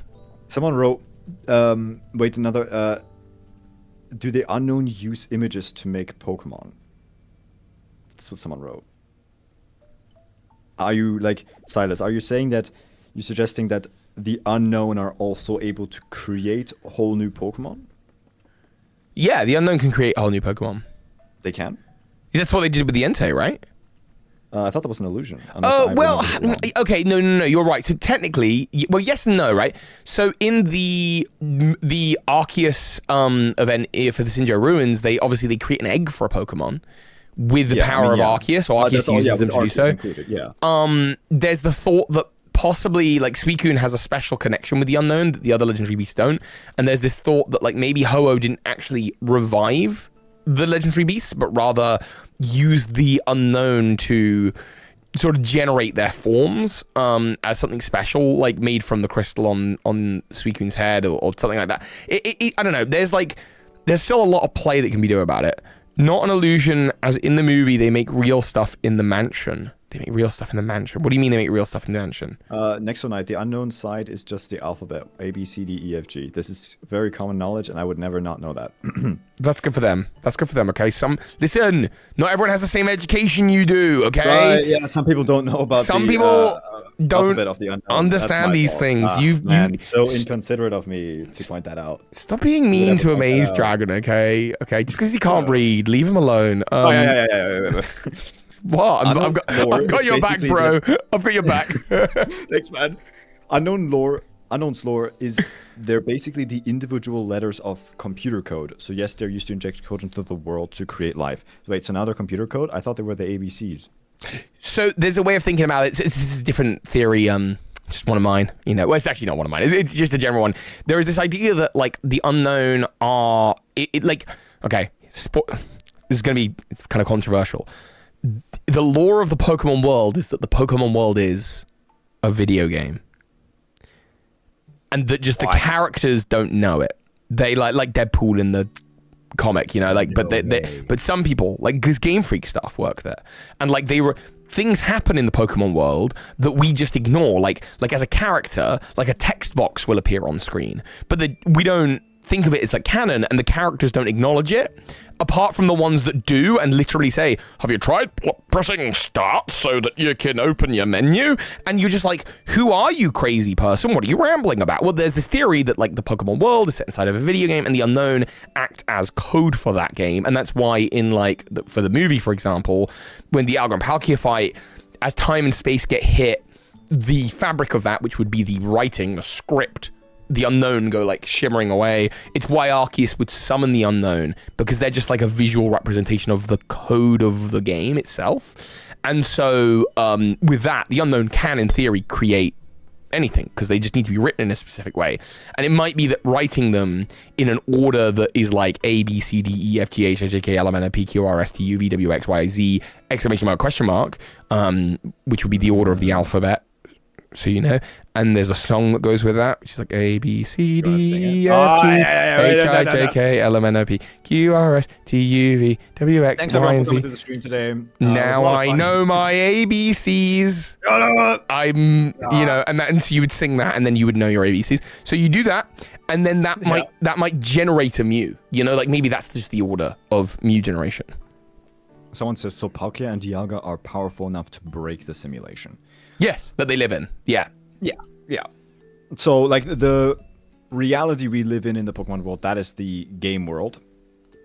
And then, and, like, Palkia and Dialga are able to leave that reality? I don't know if they're able to leave it, but I would think of them more like, think of them, if you're thinking about it like a Matrix type situation, they are routine, they're like computer routines, they're like subroutines that maintain orders of like time and space. And it is, so like the Pokemon world in a Matrix kind of style, it's real for the people that live in it. It's just, there seem to be some characters that can sort of peek through the looking glass and go, hang on, we're on a stage right now, like this is it. But like Dialga will think itself as the god of time, and for all intents and purposes, for the people that live in that world, absolutely controls the flow of time. But from a canonical point of view, what it's actually doing is like controlling the function of time, the script, you know. That's the premise of that theory. How true that is really up to you and your headcanon. But with that in mind, that's why the Unown are like so powerful, and they seem to be able to tap into the mind of characters that live within that world and bring about their desires. We actually see it. It's not just in this movie. Like there's another episode where that happens. Interesting. Yeah. Interesting. With that in mind, if people became aware that the Unown could, whether they recognize they were in a simulation or not, but they recognize that the Unown could create Mew, they created these tablets and hid them across the world, or even just across the area, with the hope that one day, if Mew was ever needed again, this is the ordering that would allow people to do that. Then this is really not a monument to Mew. This is a monument to like the Unown as a local mythos, and that does make sense because the Toby ruins are to the south of the Sevy Islands, which is just south of Fuchsia. We think so. I don't know. Like maybe we don't really get any new Mew lore from this, in the same way that you don't really get Entei lore from the third movie. No, because this wouldn't really be. Are we saying now that this is an illusion of Mew, or this is? I think it's an option. I think it's an option that this is an illusion of Mew. It's not the Mew we know. That's, I think we can agree on, right? I would be dubious about what information it actually like gives us about like Mew, its habitat, its mythos, other than people did think it was an important Pokemon. Like why choose Mew, you know? Now, there is a thought to that. Hang on, more thoughts are coming. Mew is thought to be the ancestor of all Pokemon. Why would you want to summon a Pokemon that has like adaptable genealogy and that could create new Pokemon life? If you thought the world was gonna end, or if you had a prophecy or something like that of the world ending, which now brings us maybe a little bit more in line with the comment Dusty made earlier about what if the ruins were created in a more modern time, as a further option, as a fourth sort of option for like restoring life to the Pokemon world. All you would need is someone to bring together all of those blocks to bring about a Mew, and Mew could, maybe even a single Mew could begin like Noah's Ark. Yeah, exactly. Could begin again life across the Pokemon world. I don't know. What do you think about that? That's. I like that. Do we know how long this premonition would have been like known then? No, I mean it's all just. Gosh, I mean it's all just speculation, isn't it? It's all just flim flam flume. I don't know. No one builds ruins, by the way. They build something and it becomes ruins. Yeah, absolutely. Like they built a temple. They built a temple and an altar. I'm going to build some ruins. Okay, so the reason I would lean against this as an idea is that like this was built in modern times with the apocalypse in mind, is that there like everything is built out of stone. Like, and it's built out of like torches and stuff, as opposed to being made out of metal. Like, why not make a metal bunker? Why not make Yeah, it would make sense, and then it also wouldn't make sense for like there to be an excavation into it if it's made in modern day.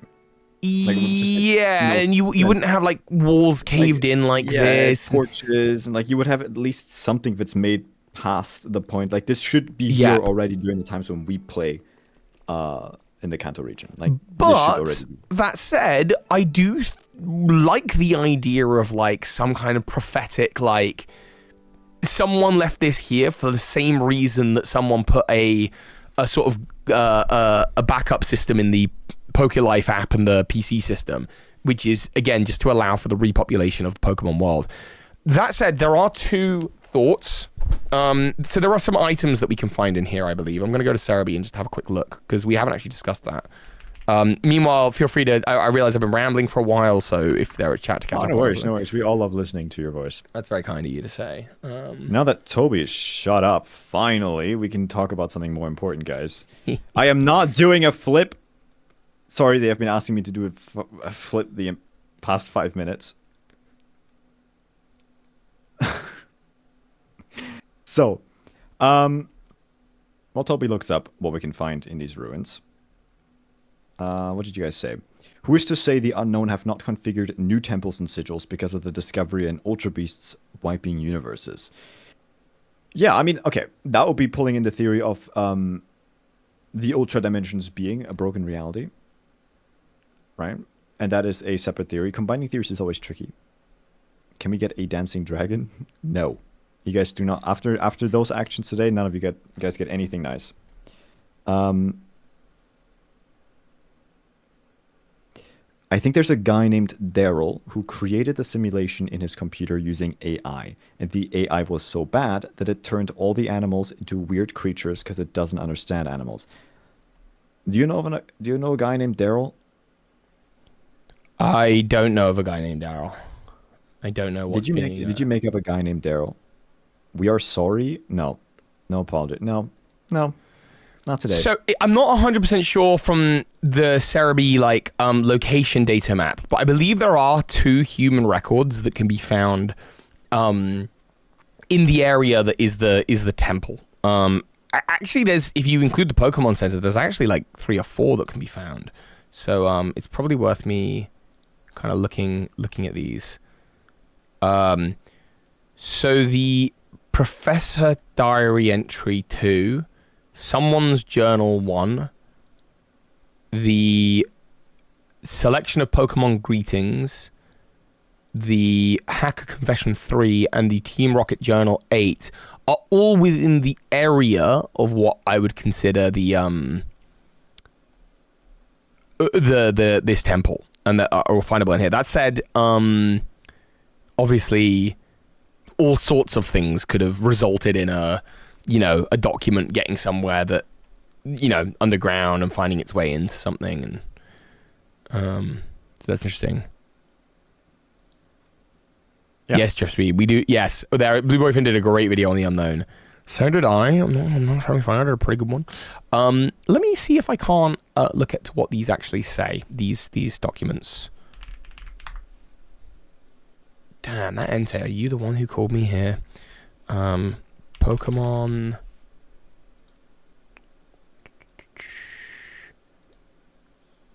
Right. Pokopia Records. I need to finish this game so I can just unlock everything, Man, Dragon for viewer retention. Guys, should I just put Subway Surfers up at this point? Why? Look, I put a dancing dragon. They always demand the dancing dragons on stream. That's fair.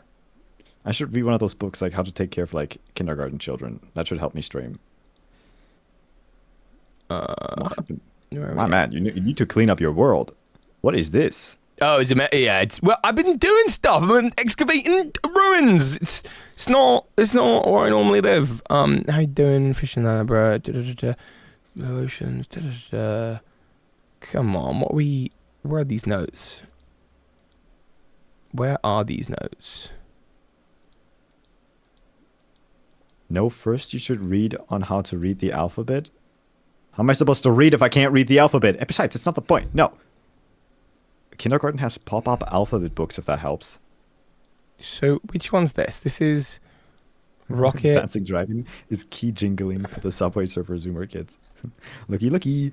Ooh, guys, look. Ooh. Ooh, shiny.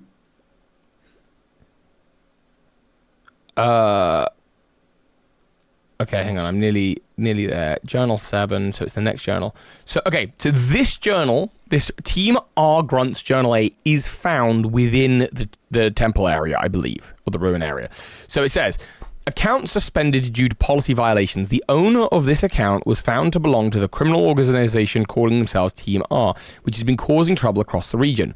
The entire organization, including its boss, has been apprehended by the international police.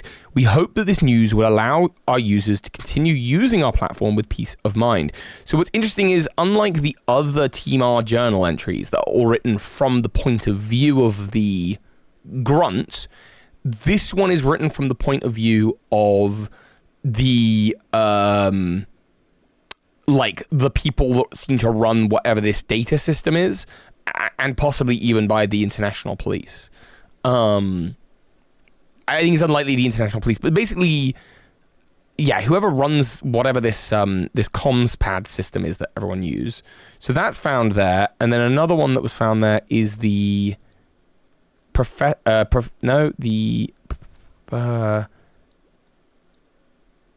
where is it? The Hacker Confessions 3, so that's what I want to find. Exactly. Like, that is, let me see this. There we go.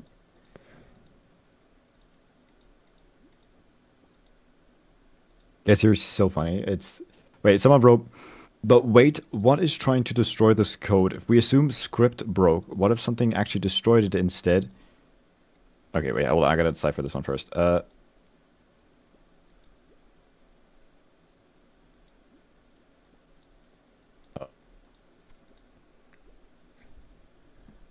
Oh, okay, hang on, I've nearly got this.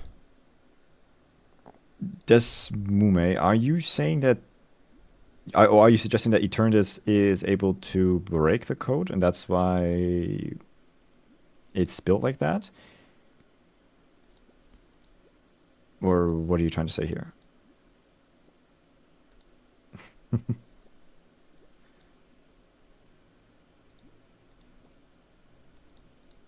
I nearly found it. I'm skimming through a YouTube video to get there. Oh, okay. So Hacker Confession 3 says, if a disaster of that scale had really happened, surely it would have received both local and global attention. With that thought, I remembered a foundation active in that region. They were known for their passion of Pokemon conservation efforts. I had even donated to them. I thought of that an organization of that scale might be able to influence media so that news of the disaster leaked, so that no news of the disaster leaked outside the region. I spent countless days infiltrating the Foundation's servers, looking into any data I could lay my hands on, and sure enough, it gradually became clear that they were involved. I finally fell asleep after repeated all-nighters, and when I woke up, I was surrounded by members of the Foundation. Now, I wonder, this foundation, by the way, that I think is the Aether Foundation. Whoa, I've just seen your dancing Amaze Dragon. That's amazing. Amazing. That's cool. I wonder if this documentation was like this diary entry or hacker confession, if it was like, I don't know, like just hidden away here as it's like purposefully hidden away? Yeah, like I do wonder if something like that's possible, like so that the story doesn't get lost. It's like hidden inside this I don't know, gets hidden inside this temple. Yeah. I don't know. The unknown. It's tricky because we don't have a lot more information, don't we? We don't. There's also, I mean, there's a house nearby that's like above it, but I don't really. It's tricky because not all the locations line up correctly, right? Like, yeah, nothing's like perfectly lined up. Yeah, like we know the locations from Fuchsia City. Yeah. And even then, like, if this is the same Pokemon Center, then right behind it should theoretically be the Pokemart. But the Pokemart is way back here. Well, that's not a Pokemart. That's just a house. Is that not the Pokemon? That's should be the Pokemon, isn't it? No, I think it's just the house. No, there was a... Or maybe...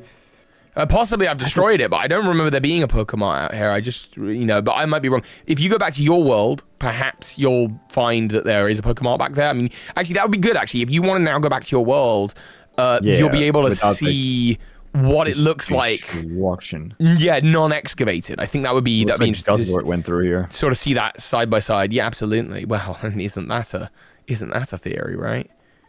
I think someone suggested right when I started playing this that the reason like this place looks like this was because Guzzlord went through here.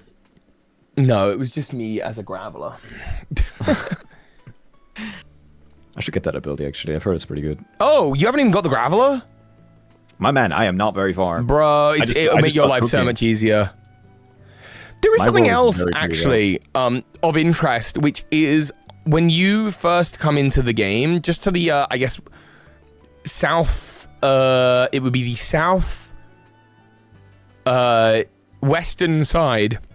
On a hill, there is like a headstone, and I do wonder about that. So yeah, so it's just this house, right? It's not like the Pokemon or anything. Yeah, that's true. I forgot you can see my screen. What else is kind of going on out there above? So, like, yeah, but I think in this house we saw a Oh, maybe that's where you got the human records for the Pokemon. Yeah, we got that doesn't necessarily mean it was a Pokemon, but that is an interesting thought. Like that's why like I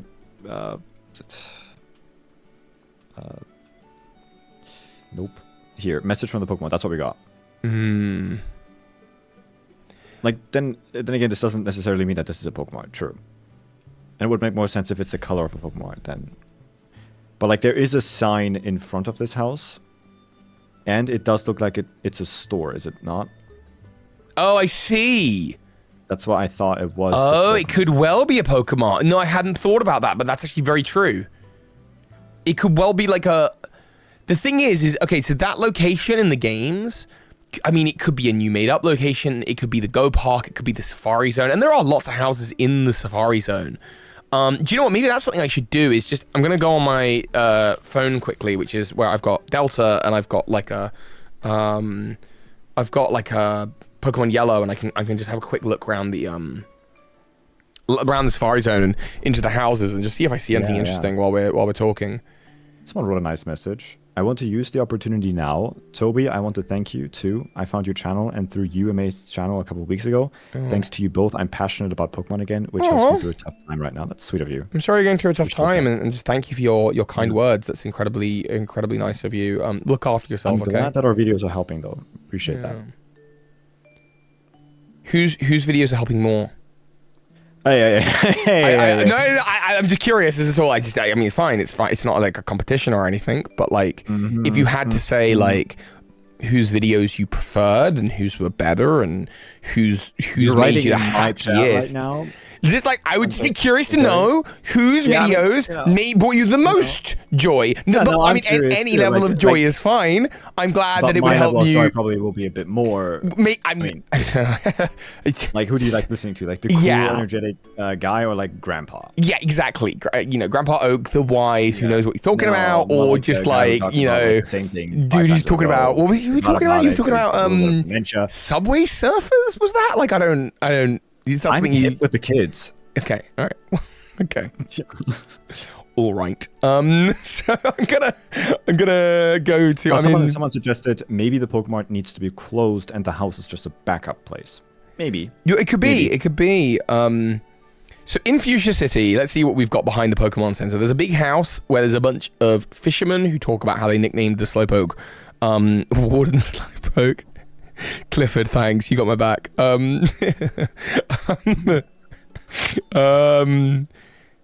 There's like a whole. I mean, that whole area is like a little kind of concept.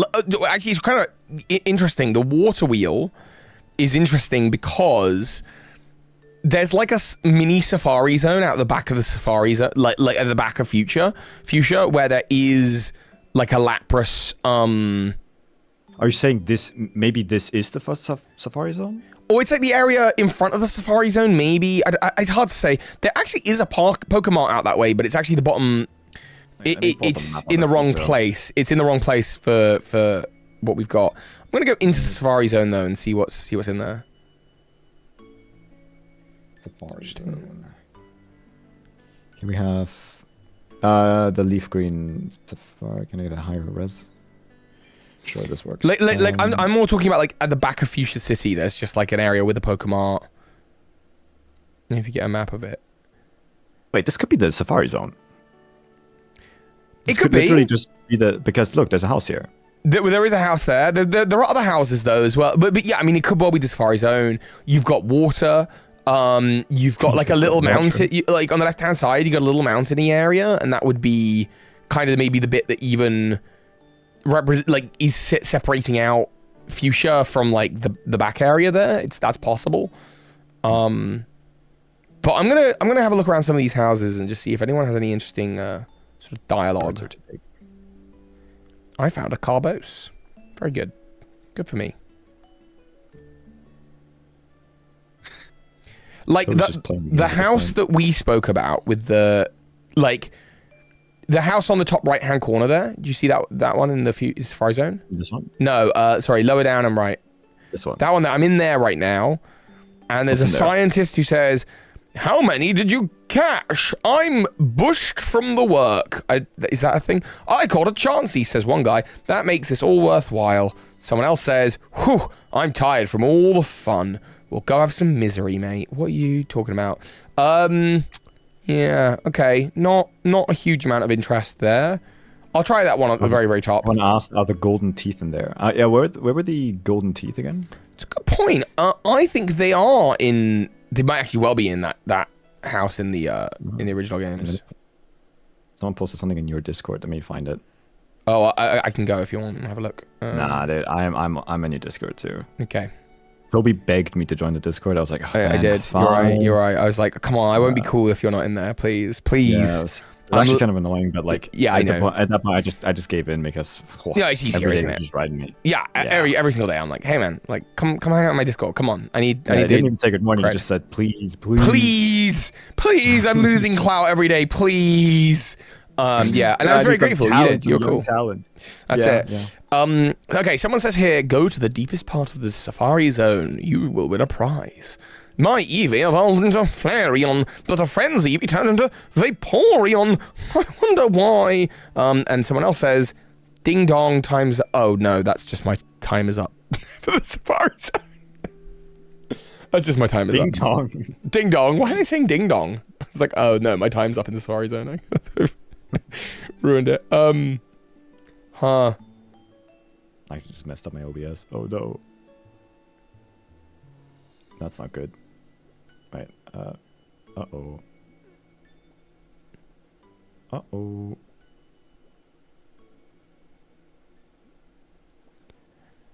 So we're we should probably come to some kind of conclusion soon. I'm gonna keep hunting around and see if I can find anything, but I think we've you know we're exhausting this. So maybe when did we start? Nearly 2 hours ago, didn't we? Yeah. I think so. Almost, yeah. All right. Very nice. All right. Let's see. So this hut here, which actually does have a sign in front of it that just says "The Rest House."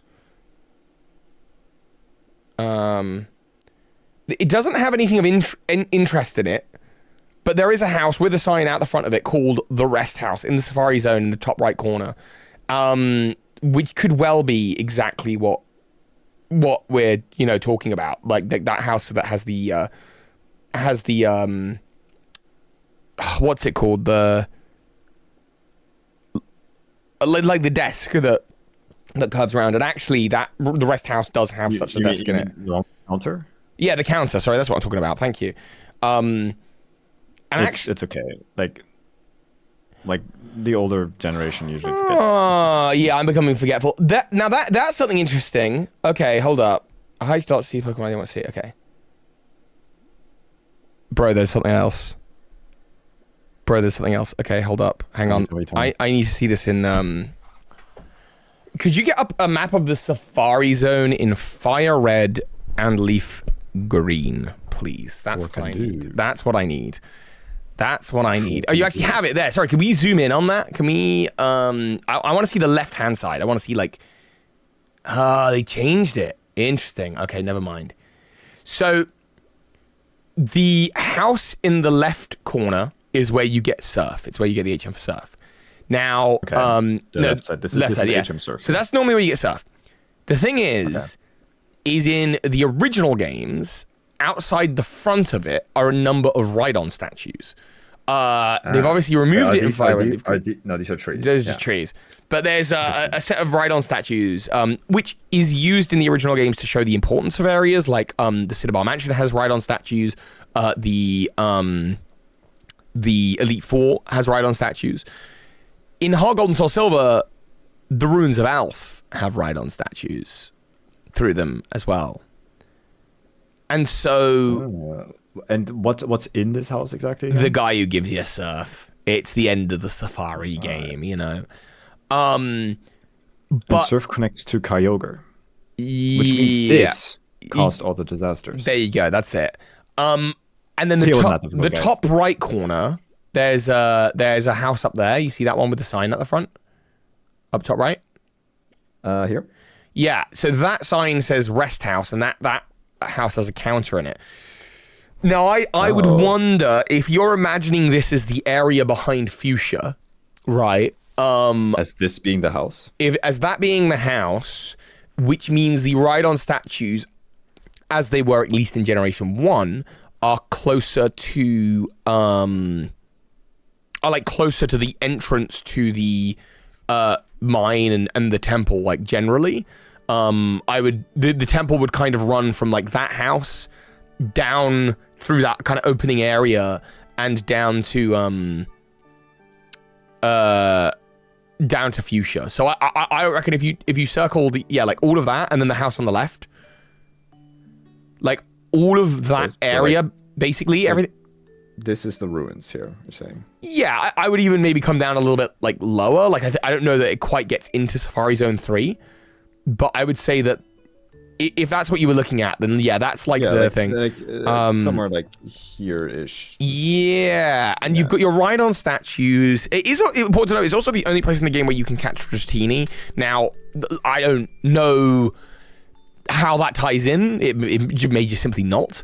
But if that is the case, then like if that does tie in somehow, because Dratini is a very sort of special Pokemon, like maybe that kind of connects in some way. It's interesting. It's interesting. But the fact that there's like Rhydon statues there in Gen 1 and that those are used also in the Ruins of Alph, and now you've got these ruins where there's like Unown, and they tie into this whole thing with the third movie.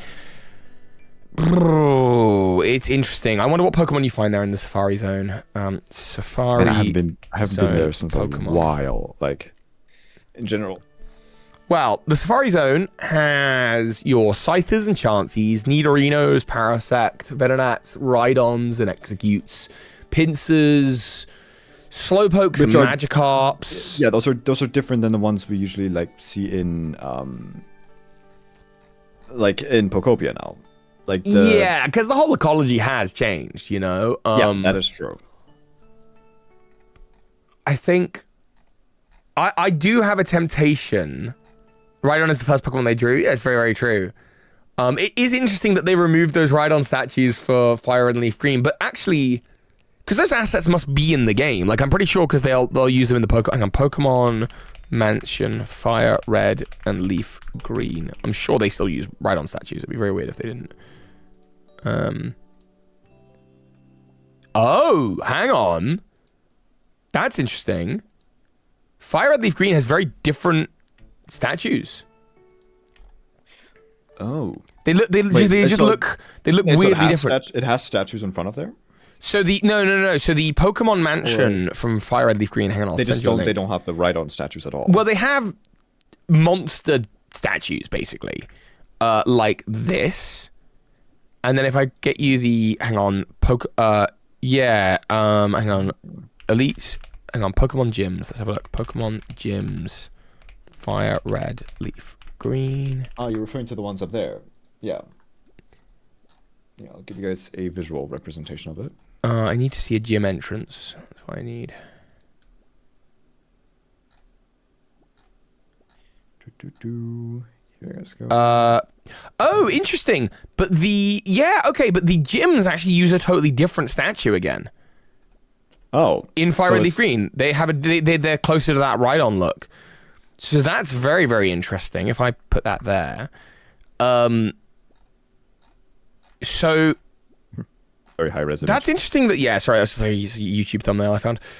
Whereas in Let's Go Pikachu, there we go. Gym statues. You guys can see the statue here. In Let's Go Pikachu, they use this statue in the gym, and then if I go Let's Go Pikachu Pokemon Mansion.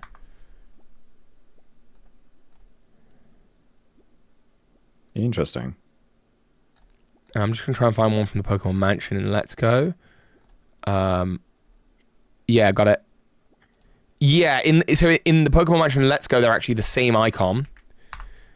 Obviously, Let's Go doesn't have the Rhydon statues. I always thought they were like these ones were Cubones. I don't think we really know what they are. I think they're just kind of like that was always my first thought when I saw them. Oh, interesting. Like before I even like did anything theory wise or anything related to it. Like that was always my first thought. Interesting. Okay. And then if I go to but if we look to Gen 1, and the reason, hang on, Heart, Gold, Soul, Silver, Ruins of Alph.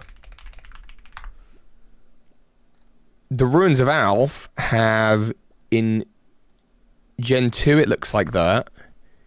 What does it look like in regular Gold and Silver?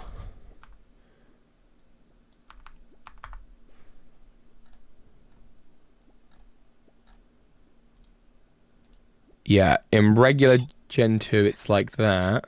Am I amazed by that? And then in... You overused that pun so many times. Safari Zone. What about Pokemon Snap? Are there any runes or sculptures that we can use in these examples? Have you played Pokemon Snap? I have, and I believe there is a Mew course somewhere. I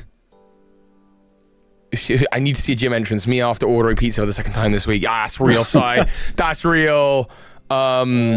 The Safari Zone Surf House is in yellow. However, yeah, it looks like... I know, I remember. I know, but I thought you'd forget, Konkari. Oh, man. Welcome to the stream, Zevi. What's going on right now? We're theorizing. So that's the Surf House in yellow. So I've just sent you a bunch of images of these statues. And so obviously there's like a bunch of different interpretations, but it's interesting that they removed it for Fire Red and Leaf Green, and obviously they removed it for Let's Go because the Safari Zone doesn't exist in Let's Go. But if you could make that connection that, hey, you know what, actually those statues are like in the Safari Zone and in the area of like one of the ruin entrances or whatever, because maybe they were like found in the area a long time ago, I'd find that like interesting, just because I don't know how many other places those statues show up in the original games. Like I think they show up in the gyms, in the Elite Four, and in the Pokemon Mansion, and I don't think they really show up anywhere else. It's kind of unusual that they are out here. Is this place that important, you know? But what if it is? What if it's just tied to the lore? Maybe it was important, and they just left the statues there, right? That's kind of like, we shouldn't destroy history. That could also be something. It's also interesting that they choose this area to be a Safari Zone, you know, given just I don't know, given what? Just given that this is here, like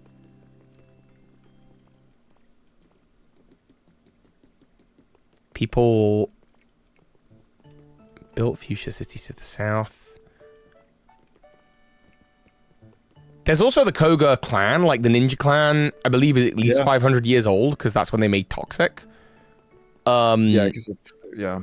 And a lot of the families of Fuchsia, Koga's family, the Warden's family, and Bill's family, all seem to be generational. Like, you've got grandparents, kids, and parents kind of all living in the same town, which, isn't massively unusual, but, like, it's interesting that, like, all three of those families have, like, important characters who seem to,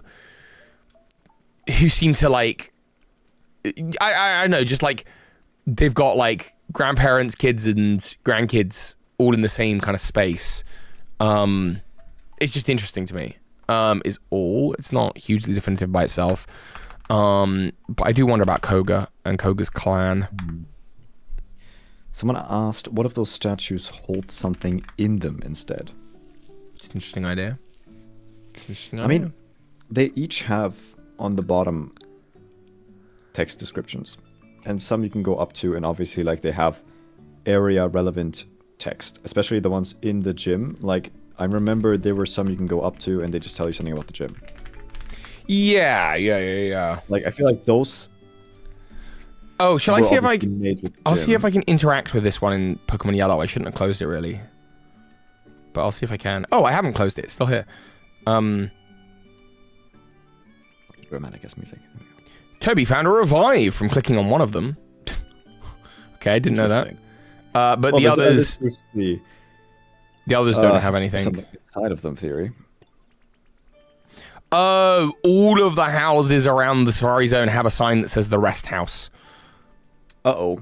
Maybe they're all rest houses. It could just be that the statues are just there to indicate, like, hey, this is the house you want. Like, this is the, well done, you made it, victory. It could well be that that's just the case. Yeah, man, that sucks. That means we don't really know that the house. But it would be interesting to add to a theory. Wait a minute. Did you find something? I think I just found something. Hold up. Oh, I love it when I do this. Okay. Hang on. If I go to, I need the human records again.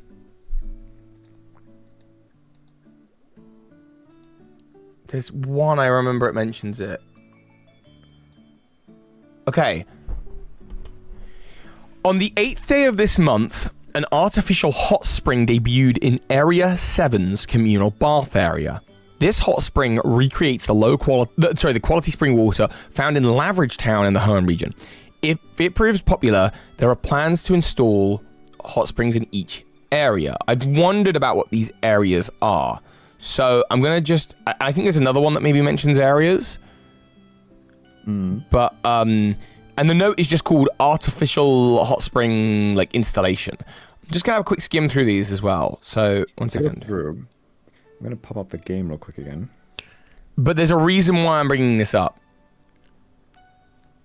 Okay. And I'm going to reveal it in about 10 seconds. I have a suspicion that this is the Safari Zone back here. Yeah, I mean, I think so too. Yeah. Because... It's blocked off by a whole ass wall as well. Yeah. Artificial hot springs open. Install hot springs in each area. Mr. Businessman. Oh, okay, hang on. On the 20th of this month, the Celadon department store will open its doors with a fresh new look in Area 2. So Celadon has areas as well. But what I find interesting about this, when we're talking about areas, is that, okay, Area 0, no, there are games that, there are games that reference areas, right? So obviously like that, like the areas about there. But interestingly enough, the first game that mentions it is the Kanto games. In that, when you go into the Safari Zone, there is a signpost. Oh, sorry, there are actually those statues are all around the Safari Zone, so I should get off my theory hat there. But what is interesting is I'm going to go find it again, but in the last area of the Safari Zone, it said, Area 4. Like, it was just like, oh, this is Area 4. Which is really, really interesting. Like, you've got this, with the Wasteland, is there... This year's top trend, improving your quality of life, photo 2, legendary ninja family. I'm just going to have a quick look around here. Keenan's diary, surprise garden party, Professor's diary entry 1, Pokedev diary, Team R journal, Shellos report, unmasking True Misty, photo 1, fishing fanatic bro. Okay, so it's not like around here that you find that. It's a shame, but yeah, okay. I'm gonna see if I can find what it says, the Kanto thing. Oh, here we go. Yeah, so like I am in an area of the Safari Zone right now that is just Area 2, which if you want to know what area of the Safari Zone that is, it is the area. I think I've got that here on my thingy. Let me You've got it? Pull this up. Yeah, I think I've got a corkboard that's like this one right here. Right, yeah, this one. Let me pull this back to the front real quick. Oh, you can fish in all of them in red, blue, and yellow because of a glitch, yeah. There you go. So this is like Safari Zone 1, 2, and 3, and 4, right? That's what you're talking about. Yeah, I believe so. 1 second, I don't think area... Is that area 2? No, area 2 is actually the bit at the top. Safari Zone 3. Oh. That bit weirdly is just area 2. Well, it was wrong. I mean, it certainly is in Fire and Leaf Green in the original games. But yeah, in... I mean, this is the... Okay. This is... So, area 3 is the... He says area 3 east center area is the one on the, like, far left. Which is weird, because that's in the west. Yeah. Let me just see if I can... Wait, that's really weird. That's in the west? What? Oh. Right. This is the... Okay, don't want... What? Red. Safari notice. So in the original games, I don't know how it is in Fire Red Leaf Green. I'd have to open it up and find out. No, this is where I end up paying for it, isn't it? On Switch 2. So if you open up your Safari Zone map and make it big again. Yeah, I also have. Let's pull in as a JPEG. Here. This is really interesting. One moment. I've got this. This is the from Fire Red Leaf Green, apparently. Yeah. Yeah. Okay. Here. So certainly in the original Red, Blue, and Yellow, the sign on the left-hand side says East Area 3.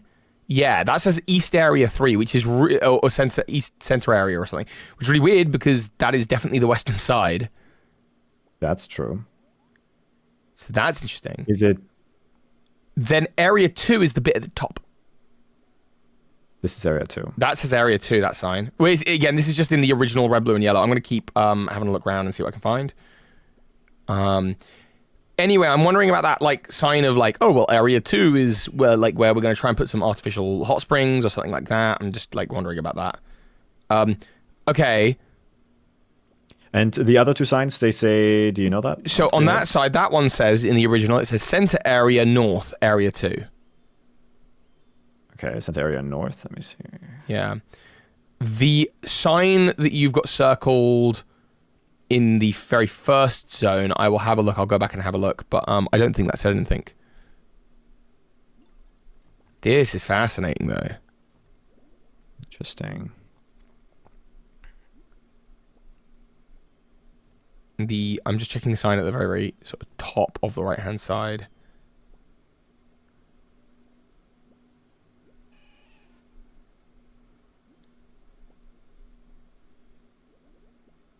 Dun, dun, dun.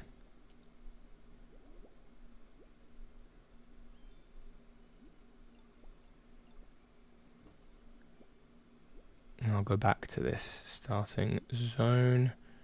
See what I can find. Doo-doo-doo-doo. That sign does not exist in the original Red, Blue, and Yellow. This one? No, the one on the left-hand side. That one there. No, sorry, in the middle. Sorry. So this one, yeah. That one doesn't actually exist in the original games. So I would need to open up a copy of Fire Red Leaf Green. Let me go. I'm gonna go see if I've got like a copy that far into the game. Give me just a moment. Yeah, check that real quick. Although I'm gonna entertain chat real quick. So, right. Someone asked the question of, do you think Cerulean and Armor Rouge were someone's knights like Volo or the past king of Galar? It's tricky to say whether or not Cerulean and Armor Rouge were someone's knights. The first time we see them are in Paldea, and we don't really see them anywhere else. So putting the connection, for example, to Galar is tricky, to say the least. Of course, that is also because they weren't introduced back then, right? However, I think they could possibly be part of the knights that fought in Paldea's Old Kingdom. You know the watchtowers you see around the Paldea region? Those are part of the old Paldean kingdom, which, in a sense, failed, especially after the ruinous treasures were involved. But saying that they weren't knights, I don't think that's true either. I don't know if they were connected to Volo or Galar's kingdom, though. Who's this? Like what I'm talking about? Yeah. Cerulean Armor Rouge, someone asked the question. Interesting. Why? Because their armor is in the game. Okay, so I've just entered the Safari Zone in Fire Red Leaf Green. Okay, let me know what you see. Yeah. The sign says center. Okay, so the very first area says center area in Fire Red Leaf Green. That makes a lot more sense. Now, the right hand area says Area 1 West Center Area. Okay, so maybe they just fixed it. Yeah, so seems likely. Let me see. So now it became Area 1 West, and then the top one will probably still be Area 2. No, sorry. The one on the right became West. Right. Oh, it's still West. Okay, so they didn't fix it. Yeah, but they changed it from North to West, which is still wrong. That's still wrong. But it makes more sense with the East being that direction then, because if East is here and West is here, that means either down below is North, and up or up top is North. One of those two. If that was the case, does Pokemon just have a reverse North, South, East, West situation? Except that's not true because of East and West Sea Shellos, which oddly get a mention as well in this game as well. And they're like, oh, we're going to try and find a new form, wasn't it? Oh, hang on. Wait, we can use this. Hold up. Hang on. Listen. My noodle has one job, and it's to cook up stuff like this. I'm just gonna go check out the other area signs, and then I'll let you know what my brain is thinking. But I'm wondering about So one reason that west to east might be back to front is if the Kanto map really is upside down, like in the games as we play it. The problem I would have with that is that would also mean that all of the other Pokemon maps are upside down, because or back to front because in terms of basically just north to south is flipped over. The issue I would have with that is that it would mean that. Well, actually, I suppose the only thing it would really affect is Shellos and Gastrodon, and that kind of thing. So area is still Area 2 in the And we're doing this to figure things out about the hot spring, was it? We're doing this because I heard something about a hot spring. Yeah, well, there's a bit of information that's like, oh, we're going to try and create an artificial hot spring, and that's Area to True, yeah. Wasn't there? I mean, then again, it could also be. Remember, there were messages about creating specific environments for Pokemon here because the original environments were failing because of the disasters. Yeah, could be. It could very well be that they just remodeled the Safari Zone entirely because it could no longer. What, expanding, creating more areas, that kind of thing. Yeah, or just remodel. For example, there's this note here that says, on the 20th of this month, the Celadon department store will open its doors with a fresh new look in Area 2. Is that to suggest that Area 2 is the Area 2 of the Safari Zone? Or is it to suggest that Celadon has its own areas and that's now to be considered a thing? That note is in Pokopia? Yeah, that note's in Pokopia. But the other note I wanted to look at is, it's actually one of the very last notes. It's kind of an important one because it's right next to... It's very bizarre. There's just like this one note that's next to all of the project cancellations, and it says... my switch is gone to sleep. Another one is the artificial hot spring open. It says Area 7. Yeah. Okay, one second. Here we go. So in papers, there is a Shellos report, and it just says, Shellos changes its color and appearance based on the diet and environment it lives in. We are researching day and night in an attempt to create a hereunto unknown yellow Shellos. Okay. Oh, my Pokopia is just closed. It's just, I think it just fell asleep and it had an issue. That's fine. Let me check Pokecorpus and see when else East and West are mentioned in the Pokemon world.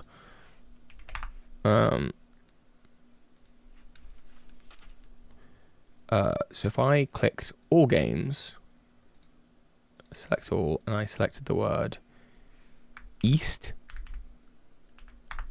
Thank you for the water. Appreciate that, Silas. I got a thing that they notify me to redeem water on Twitch. It's funny. Nice. It helps me because I don't drink enough. No, and I should go soon as well. I think. Wait, why? What? He's checking Pokecorpus. It's a way to check lines, dialogue, and texts without having to go into the games. This is so bizarre. A Zapdos is on my island. What? A what? Okay. Okay. Sorry. What's this then? Southeast, northeast. What is that? Professor Oak's aid. You caught Pokemon. Give you. Oh, at least. Okay, hang on. Let me Control F. West. So West Safari. So West is mentioned 75 times in the Pokemon world. So let me see how many I can. Brilliant. Oh, that's really funny. So in the coding of Pokemon Yellow, the file is called y.safariZoneWest.safariZoneWest sign text that reads Area 3 East Center Area. So the file is labeled correctly, but the text is labeled incorrectly. Excavating City, someone says Excavating used to have 2 towers, one in each east and west. Wait, 2 towers? Yeah, which it did, of course. It has the 2 towers of Excavating, right? Yeah, I mean, this place. No, the someone in Marvel City says the roads of this town stretch north, south, east, and west. So that's fine. That's not specific really to anything. Yeah. Oh, what's this? Yeah, someone wrote it's west. Thanks. Yeah, it's a sea route that stretches from the west to east. There is an island with rich plant life along the way. Well, that's fine. That doesn't change anything. I'm wondering if there's anything that specifically says something like the tower in the east burnt down. If that's the case, that tells us that no, the people of the Pokemon world do have a good idea of what east and west is. But I'd be curious if what if it is just back to front in the Pokemon world? That would be fascinating. What if what we think of as East Sea Shallows is actually West Sea Shallows and vice versa? But that would flip a lot of things on its head. Well, but does it? What does it actually change? If tomorrow you and I just said oh, you know that thing you call north? I call it south. What changes? I mean, yeah, okay. I mean, true. But that's an interesting question, right? To find my favorite Pokemon, I'll go east, west, or any which way. Just go east and west. East and west. Pokemon, I'll go east and west. Oh, okay, here we go. We got it. Heart Gold and Soul Silver. west to the cycling road, east to the Silence Bridge. So this is text that would be found probably in Fuchsia City somewhere. West to the cycling road, east to the Silence Bridge. Coming from either way, everyone who comes through this gate has a smile on their face and beautiful scenery. You're no exception. This is the Route 18 gate. They also reference that Mount Silver is in the west. So if I go back to my game in Heart Gold Soul Silver, that would be. So I will grab my DS. I'll grab my that game. In theory, what I will see is that the people of Fuchsia even know which way east and west is, which means that it's like wrong in the Safari Zone. And then the question becomes, why is it wrong in the Safari Zone? Is it just an error, or is there some kind of weird electromagnetic disturbance happening? So they messed up their compass while they were yeah, and then that gets us to like the unknown, because I believe electromagnetic waves and that kind of thing. Like that's where I'm kind of going with it. That's where you made a whole video about that, I think. Yeah, probably at some point. Let me see if I can't load up the game and just see if I can confirm this for myself. I always like to get that on the ground stuff. Is Toby trolling right now? Why would I be trolling? What are we talking about?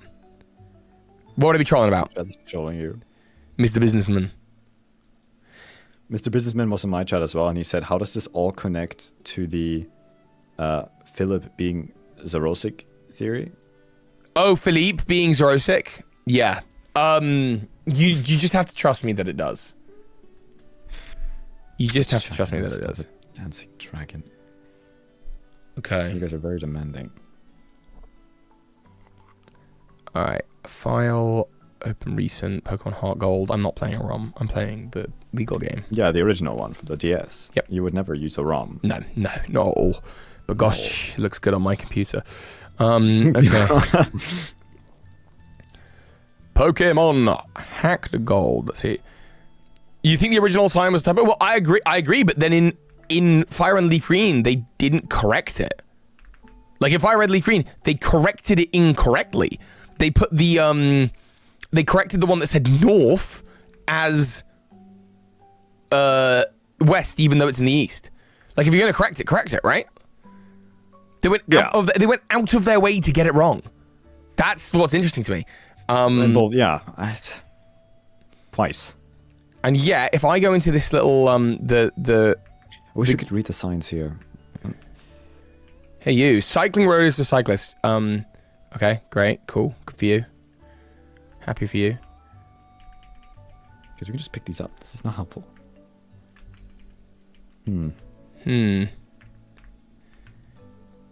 It takes 3 times to make a pattern, though. I mean... True. Oh! Sorry, got it. The Route 18... Yeah, the Route 18 sign says east to Fuchsia City. There you go. That's fine. So the people who built Fuchsia City know which way east is, because it sure enough is to the east of is Fuchsia City, right? So that's fine. Yes. Yet the sign in the Safari Zone... The Safari Zone is different. Yeah, that's it. So I would wonder about whether there is some kind of like... If we want to make like a theory here, if we want to make some kind of pattern... Yeah, west of the cycling road, east of the Silence Bridge, coming from either way, everyone who comes through the gate has a smile on their face from the beautiful scenery, with no exception. Beautiful. So, I think... Okay, what do we have? Can we do a recap on this corkboard? Let's see where we're at. Yeah, let's go to the corkboard. Okay. Corkboard. Let's see. So, we have... Go on, you do it. Alright, so... Do we want to start with the Safari Zone, or do we want to start from the very beginning? I don't know, man. My brain is tired. I've been looking at this for too long. That I can agree with. But let's quickly get a recap. Let's do it. We started all of it off with connecting the route gates, obviously, here. Mm-hmm. And then we realized that, hey, this doesn't really line up with what we see. Mm-hmm. And it's more likely that the area behind Fuchsia City is the Safari Zone. Mm-hmm. However, this area in between Fuchsia City also... and then further on into the Safari Zone contained in Pocopia the Unown tablet underground, right here, or the ruins with Unown in it. Which, after looking into it enough, we realized that, well, this orb, this portal almost in a sense, is the exact same ones that we see in the movie. And in the movie, we saw that this portal from the Unknowns was created an illusionary or something ente that said the exact same dialogue as the portal in Pocopia that summoned Mew. Which made us think that, hey, maybe it was the Mew that, maybe the Mew here. I gotta stop listening to the music myself, otherwise I'm going to go insane.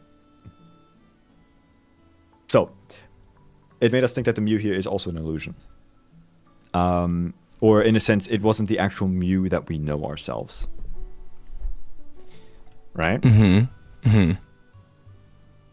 Then afterwards, we went further into the topic of this being the Safari Zone in a sense. And there we realized that the signs and most of the statues don't really line up. And correct me whenever I'm wrong. Like,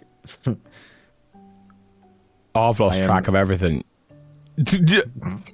I don't know anything anymore. In a sense, yeah, then we realized that, hey, the area behind Fuchsia City or the broken down version of Fuchsia City in Pocopia looks a lot more like the Safari Zone. And the one building there is also reminiscent of the resting spots, the houses, the 4 main houses we see inside of the Safari Zone itself. So presumably this area behind this broken version of Fuchsia City is the Safari Zone. I think so. Further on then, we also realized that the signs in here are messed up, as if the directional sense of a person here or the compass of a person doesn't work correctly. Which, to what Toby said before, the fact that Unown are most likely connected to the radio waves, being able to or magnetic waves to able to disrupt the compass, like that being their power. If that's the case, then this area would already be connected to the Unown during or even before the time when we played Red and Green. Like they were already here. The ruins underneath most likely also were then already here. They just weren't discovered yet until way later. And most likely, and this is a conjecture I'm pulling now, most likely when the Safari Zone had to be remodeled for these disasters, because these disasters were being created, they might have then also stumbled upon these ruins. And the reason they didn't stumble on them before is because this became a Safari Zone, a protected area. You're right, yeah. And they only discovered it after these disasters forced their hand, in a sense. Yeah. The question then becomes, do we... So first of all, Ms. DeBiz wanted me to... I think he wanted to point out that, like, they put a map in my Discord of, like... I think you brought it up earlier about, like, rocky ridges.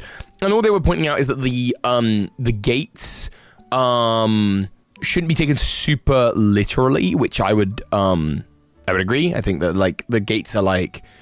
you know, vague ideas of where the gates are, but they're not like one-to-one. Like, I think comparing against the map one-to-one is like a yeah, someone else in your Discord also... Oh, like, is that there's literally it. Yeah. But what I will say is, what we don't get any closer to is why are the ruins there in the first place? Like, why did somebody make those ruins? Why did they want someone to assemble Mew?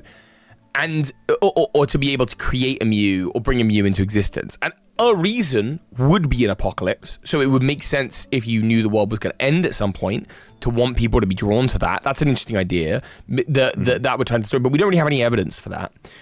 Why else might somebody want to bring about Mew using these unknown blocks? Mew is the ancestor of all Pokemon, so the whole theory of it being... summoned because the end of the world is coming, and then them needing the genetic ancestor of every Pokemon makes sense, right? It could be. To repopulate the world. It could well be. I do just wonder, though, like, it's a shame because we don't really have any evidence of, like, that. One thing we haven't done is really look into, like, the rare Pokemetal, which is the ore that is found in there. It's a very unique material. I'm going to go on the current Safari theory, but the unknown messing with the compass directions is a little irrelevant, in my opinion, and just leftover errors in writing. Okay, that's fine. That's cool. I actually, you know, I think all of it is nonsense. I think we have thought about this way more than anyone at Game Freak has thought about it. I think interesting. The whole point is that like it's a theory. It's fun. It's just about like whatever you want to bring to the table. I mean, someone suggested as well, like in that regard, wouldn't Xerneas make more sense? True, but I say like, Xerneas sure. Xerneas is a lot more, I think, life of everything. There is something else, and I forgot that I had realized this. I realized this. Okay. I thought about this like 3 days ago. I had like a very Doctor Who moment. Sorry, that's a British thing. Where I was like, I had my eureka moment, which was, the Kanto region has just like a very unique land feature that other regions don't have. It's got a bunch of underground tunnels. Oh, I meant that. Both Rhydon to Celadon. Doesn't the Sinnoh region also have a bunch of underground tunnels? But that's got the Sinnoh Underground, which is a little different though. What I'm talking about is that like there is a tunnel that connects Celadon to Rhydon, and there's another one that connects Lavender Town to basically they go underneath Saffron City. Basically, there's tunnels that seem to connect the big things. I always thought that they tied in pretty nicely with the Pokemon War theory in terms of like, oh yeah, because there's a big Pokemon War, and so that like it's like an escape tunnels and that kind of thing to get big population centers empty. I'm gonna see how they look in Leaf Green Fire Red. My suspicion is they probably look way too modern, but I do wonder if they looked like rocky at all, how that would look. The underground paths, the Diglett tunnel. Yeah, there's also the Diglett tunnel as well. Though that would be interesting. What if all of the tunnels that connect the towns of Pokemon used to be Diglett tunnels that were just like repurposed later on down the line by existing people? That would actually make a lot of sense. Yeah, that could honestly that would make a lot of sense. But what would be interesting, so then that actually probably wouldn't tie into this at all. That's almost just its own separate side theory.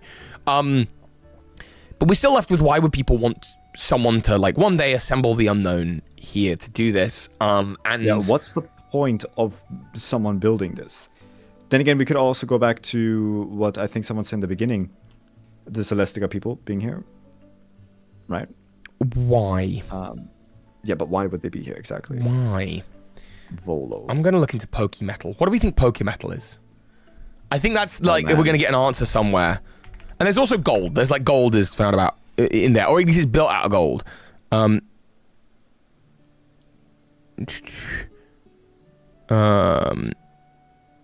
What is Pokemetal? I mean, Pokemetal. The thing is, the games don't really talk all too much about, I guess, the crafting side of things. It's more like you buy Pokeballs at the Pokestore and then you're good, you know? Yeah.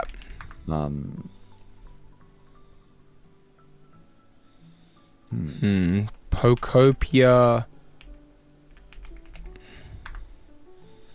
Trying to find this. Why am I on Google Shopping? Go away. It's trying to sell me stuff. Yeah, true. They had a factory for Pokeballs in Kalos. That's true, but that's in Kalos. That's a bit far away.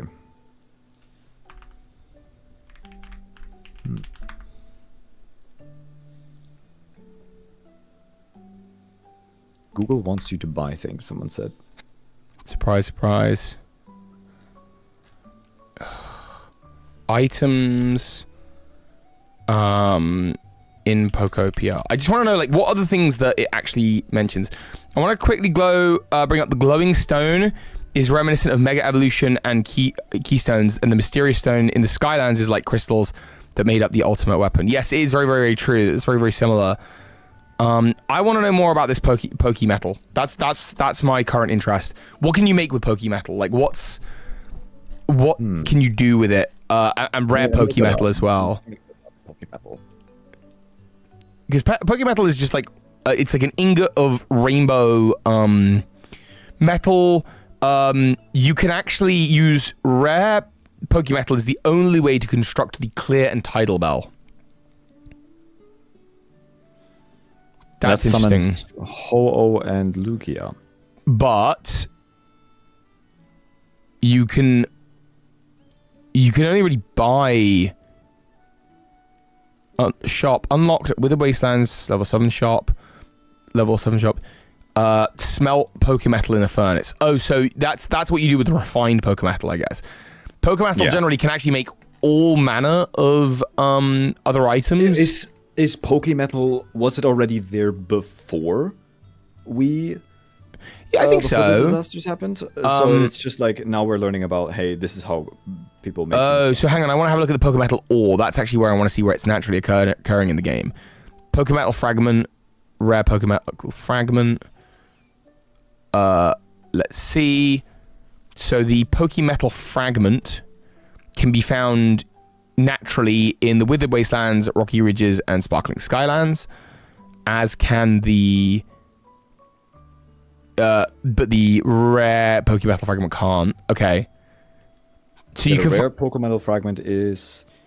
are you sure? What? No. Interesting right now. No, the rare Pokemetal can't be found in the Skylands, I think. No. It has a low chance of being obtained by breaking Pokemetal blocks, which are found... no, they are found in the Skylands, so they can be found there. It's just by breaking the Pokemetal blocks. Yeah, I'm just going to have a look at the blocks and see what I can find on Cerebi, because there are... Take care, Quing. Take care. By the way, does Pokopia clearly tell what happened to the legendary and mythical Pokemon? Not really. Not necessarily unless they show up. For all the Pokemon, it makes sense that some survived and repopulated, but what about the other legendaries? Depends. Oh, here we go. Pokemetal deposits can be found naturally in the Sparkling Skylands, Rocky Ridges, and Withered Wastelands. So it's not like exclusive to the area. But it's still limited. Yeah, the gold deposit, which is what you can find at the very bottom of the Withered Wastelands, can also be found in the Withered Wastelands, Rocky Ridges, and Pallet Town. So I would forgo Pallet Town for the moment, but Rocky Ridges is interesting. It can be there. But yeah, okay. That is interesting. I guess ultimately, Pokemetal is just like a diverse metal that can make basically anything. The mysterious slates. How do we get the mysterious slates? The biggest source of Pokemetal outside of Dream Islands is the serene skyland in glowing under the terrain. surface of the city. There's a huge mining setup under Silphco. All Pokemetal ore has a low chance of giving rare Pokemetal, so if Pokemon metal is rare, it's there. Okay, so I think ultimately the big things that you can make, that humans can make with rare Pokemetal, is the Clear and Tidal Bell, which obviously summon Ho-Oh and Lugia. Yeah, which are pretty important to Pokopia, hence why they fly above. Whereas Pokemetal generally can make basically anything, but I don't think anything else is exclusively made by Pokemetal. I think that everything can be made by in combination with other things. That's fine, but rare Pokemetal is the ultimate goal of Pokemetal, which is Ho and Lugia, which is interesting. Which suggests that there is something also. So okay, so now hang on. Now we've got a ruin where there is deposits of ore that specifically are used to create, if they're refined properly, are used to create the Clear and Tidal Bell in the same ruins. So we now actually have a tie to Ho-Oh and Lugia. And here's something else I was thinking about, actually. I noticed that when you're in the ruins area, the music quietens down, but if Lugia and Ho-Oh are above outside, you will hear their cry. They are hearable. Oh yeah, it's hearable. So that's also because the other Pokemon's walking and stuff can still also be heard. Right? Yeah, I suppose so. Okay, so that's a lot less exciting. But I suppose, but then you can only, Ho-Oh and Lugia are the only ones you're going to hear from the outside. The other Pokemon, you can hear them, but only if they're, with you. You can't hear them just, through the... There's also the question of why is it called Pokemetal? Why is gold called gold and not Pokegold?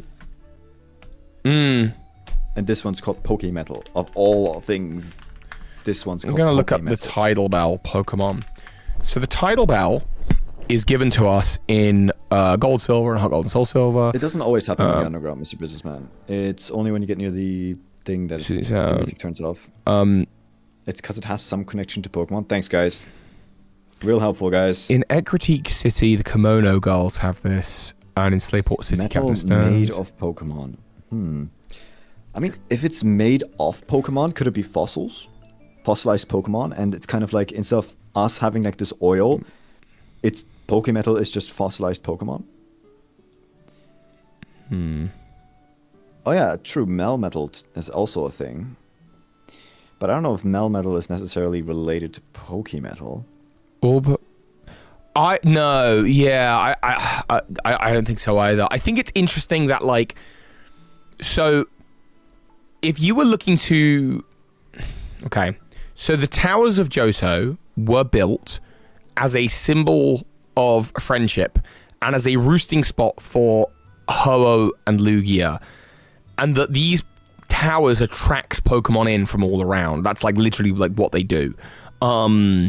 This is possibly why the Sprout Tower was made the way it was, because Bellsprout has sweet scent and all the rest of it. Anyway, all of that being said, I would wonder if with these metals, people would want to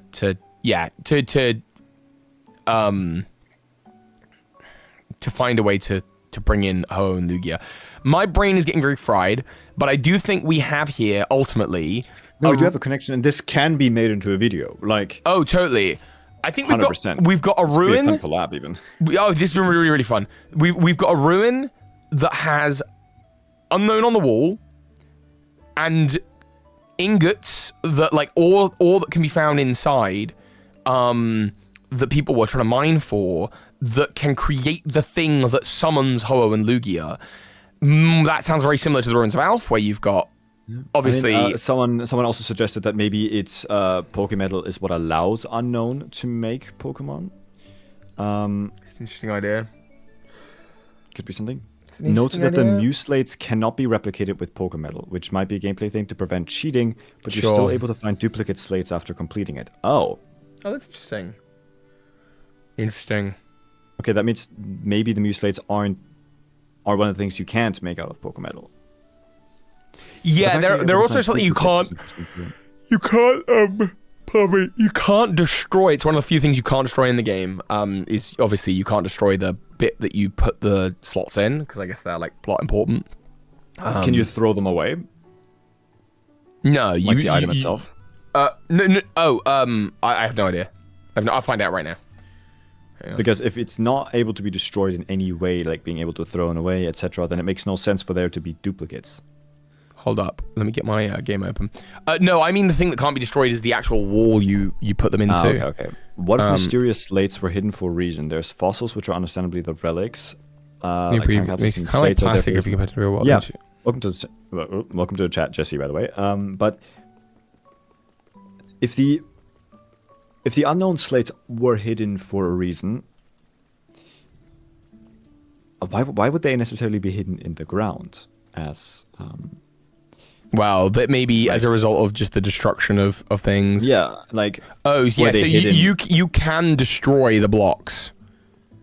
Okay. The Unown blocks. They are destructible. So that's why they would make duplicates, because they want it to... you want to make sure it's... Throw okay. away one and then, so that indicates to me that what we've got is a ruin. Somebody wanted the image of the Unown to be reassembled to bring about Mew. Why? We're not sure. It could be because they knew the apocalypse was coming, and of course this is the ancestor of all Pokemon, but we don't know. With that in mind, oh hang on, have I just found one of those blocks? I don't know if I have, but maybe I have. Have I? No, I found a recipe for a bed. Never mind. Okay. So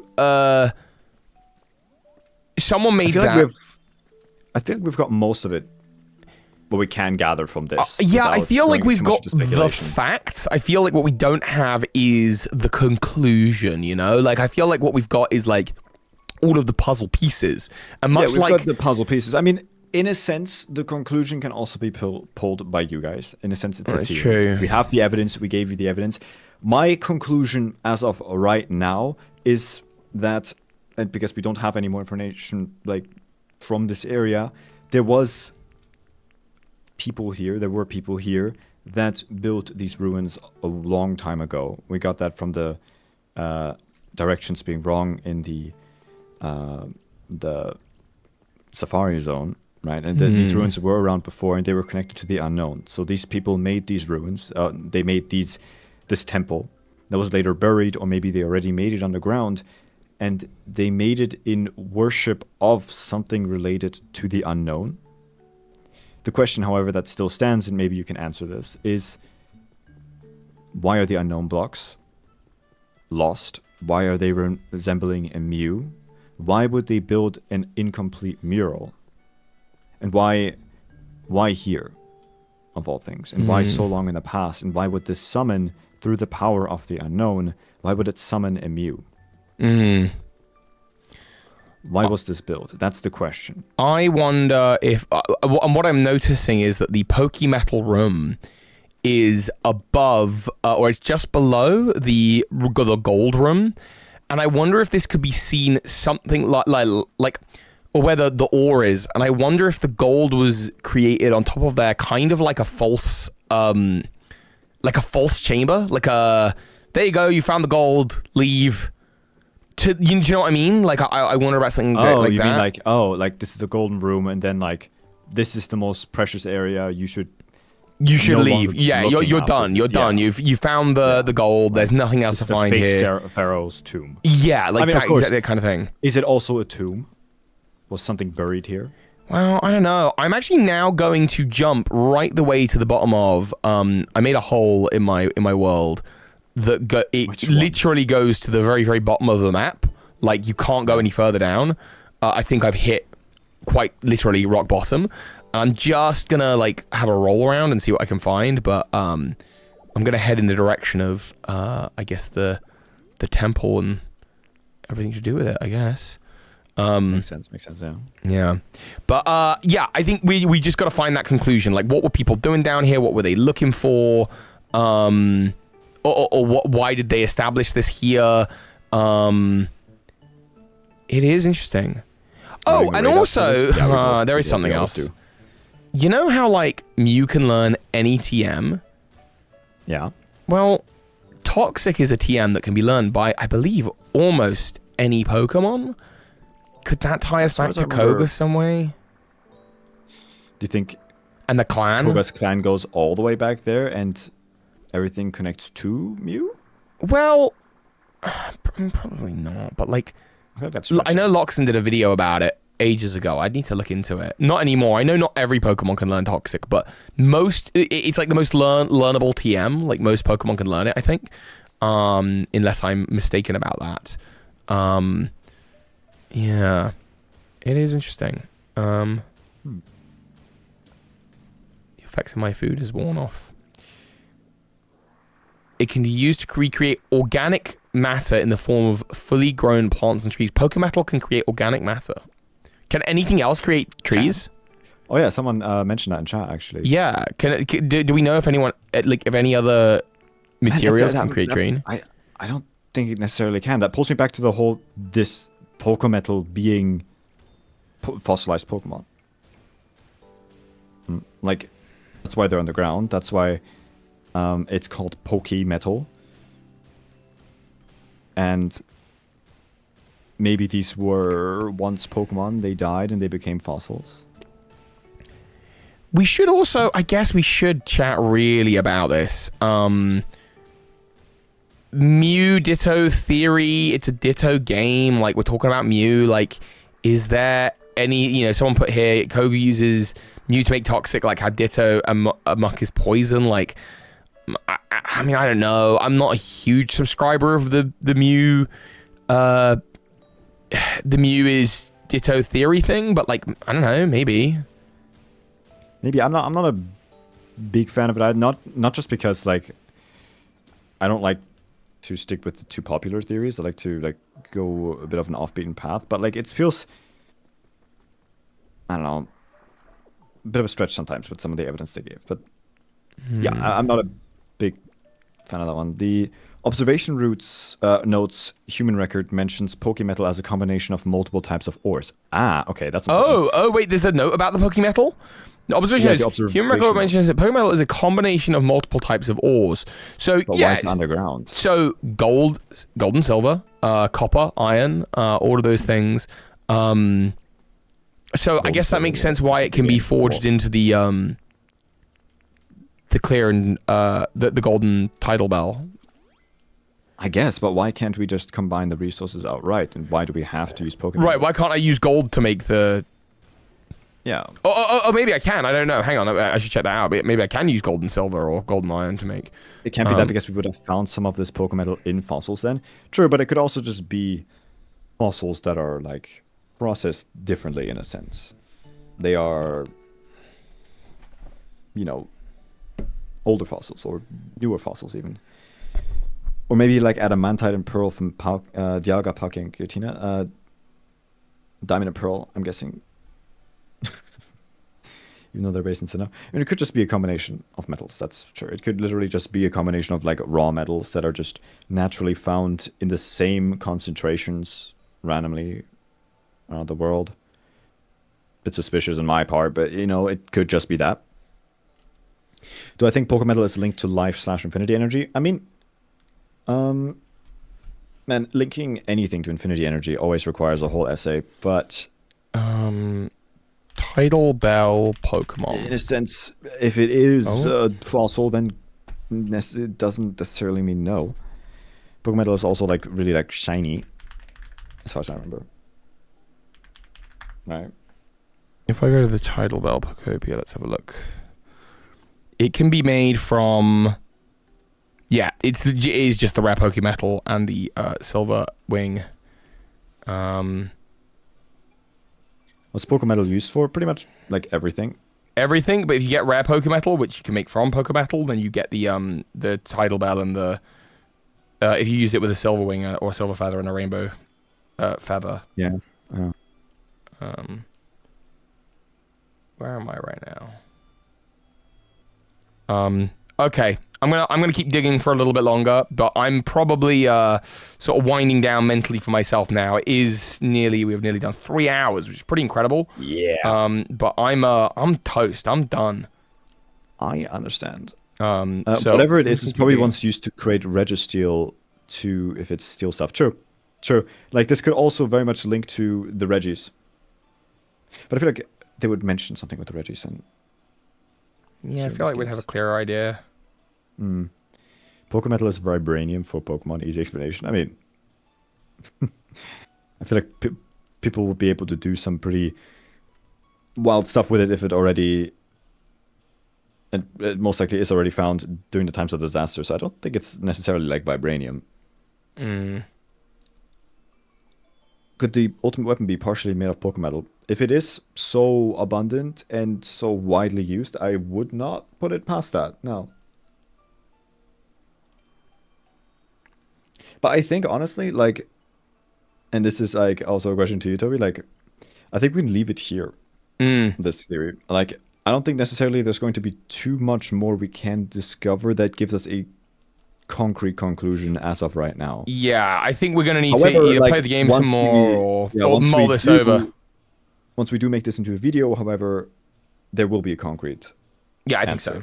And there's going to be a lot more information pulled from different games and stuff we researched. And this time I will actually understand the unknown alphabet.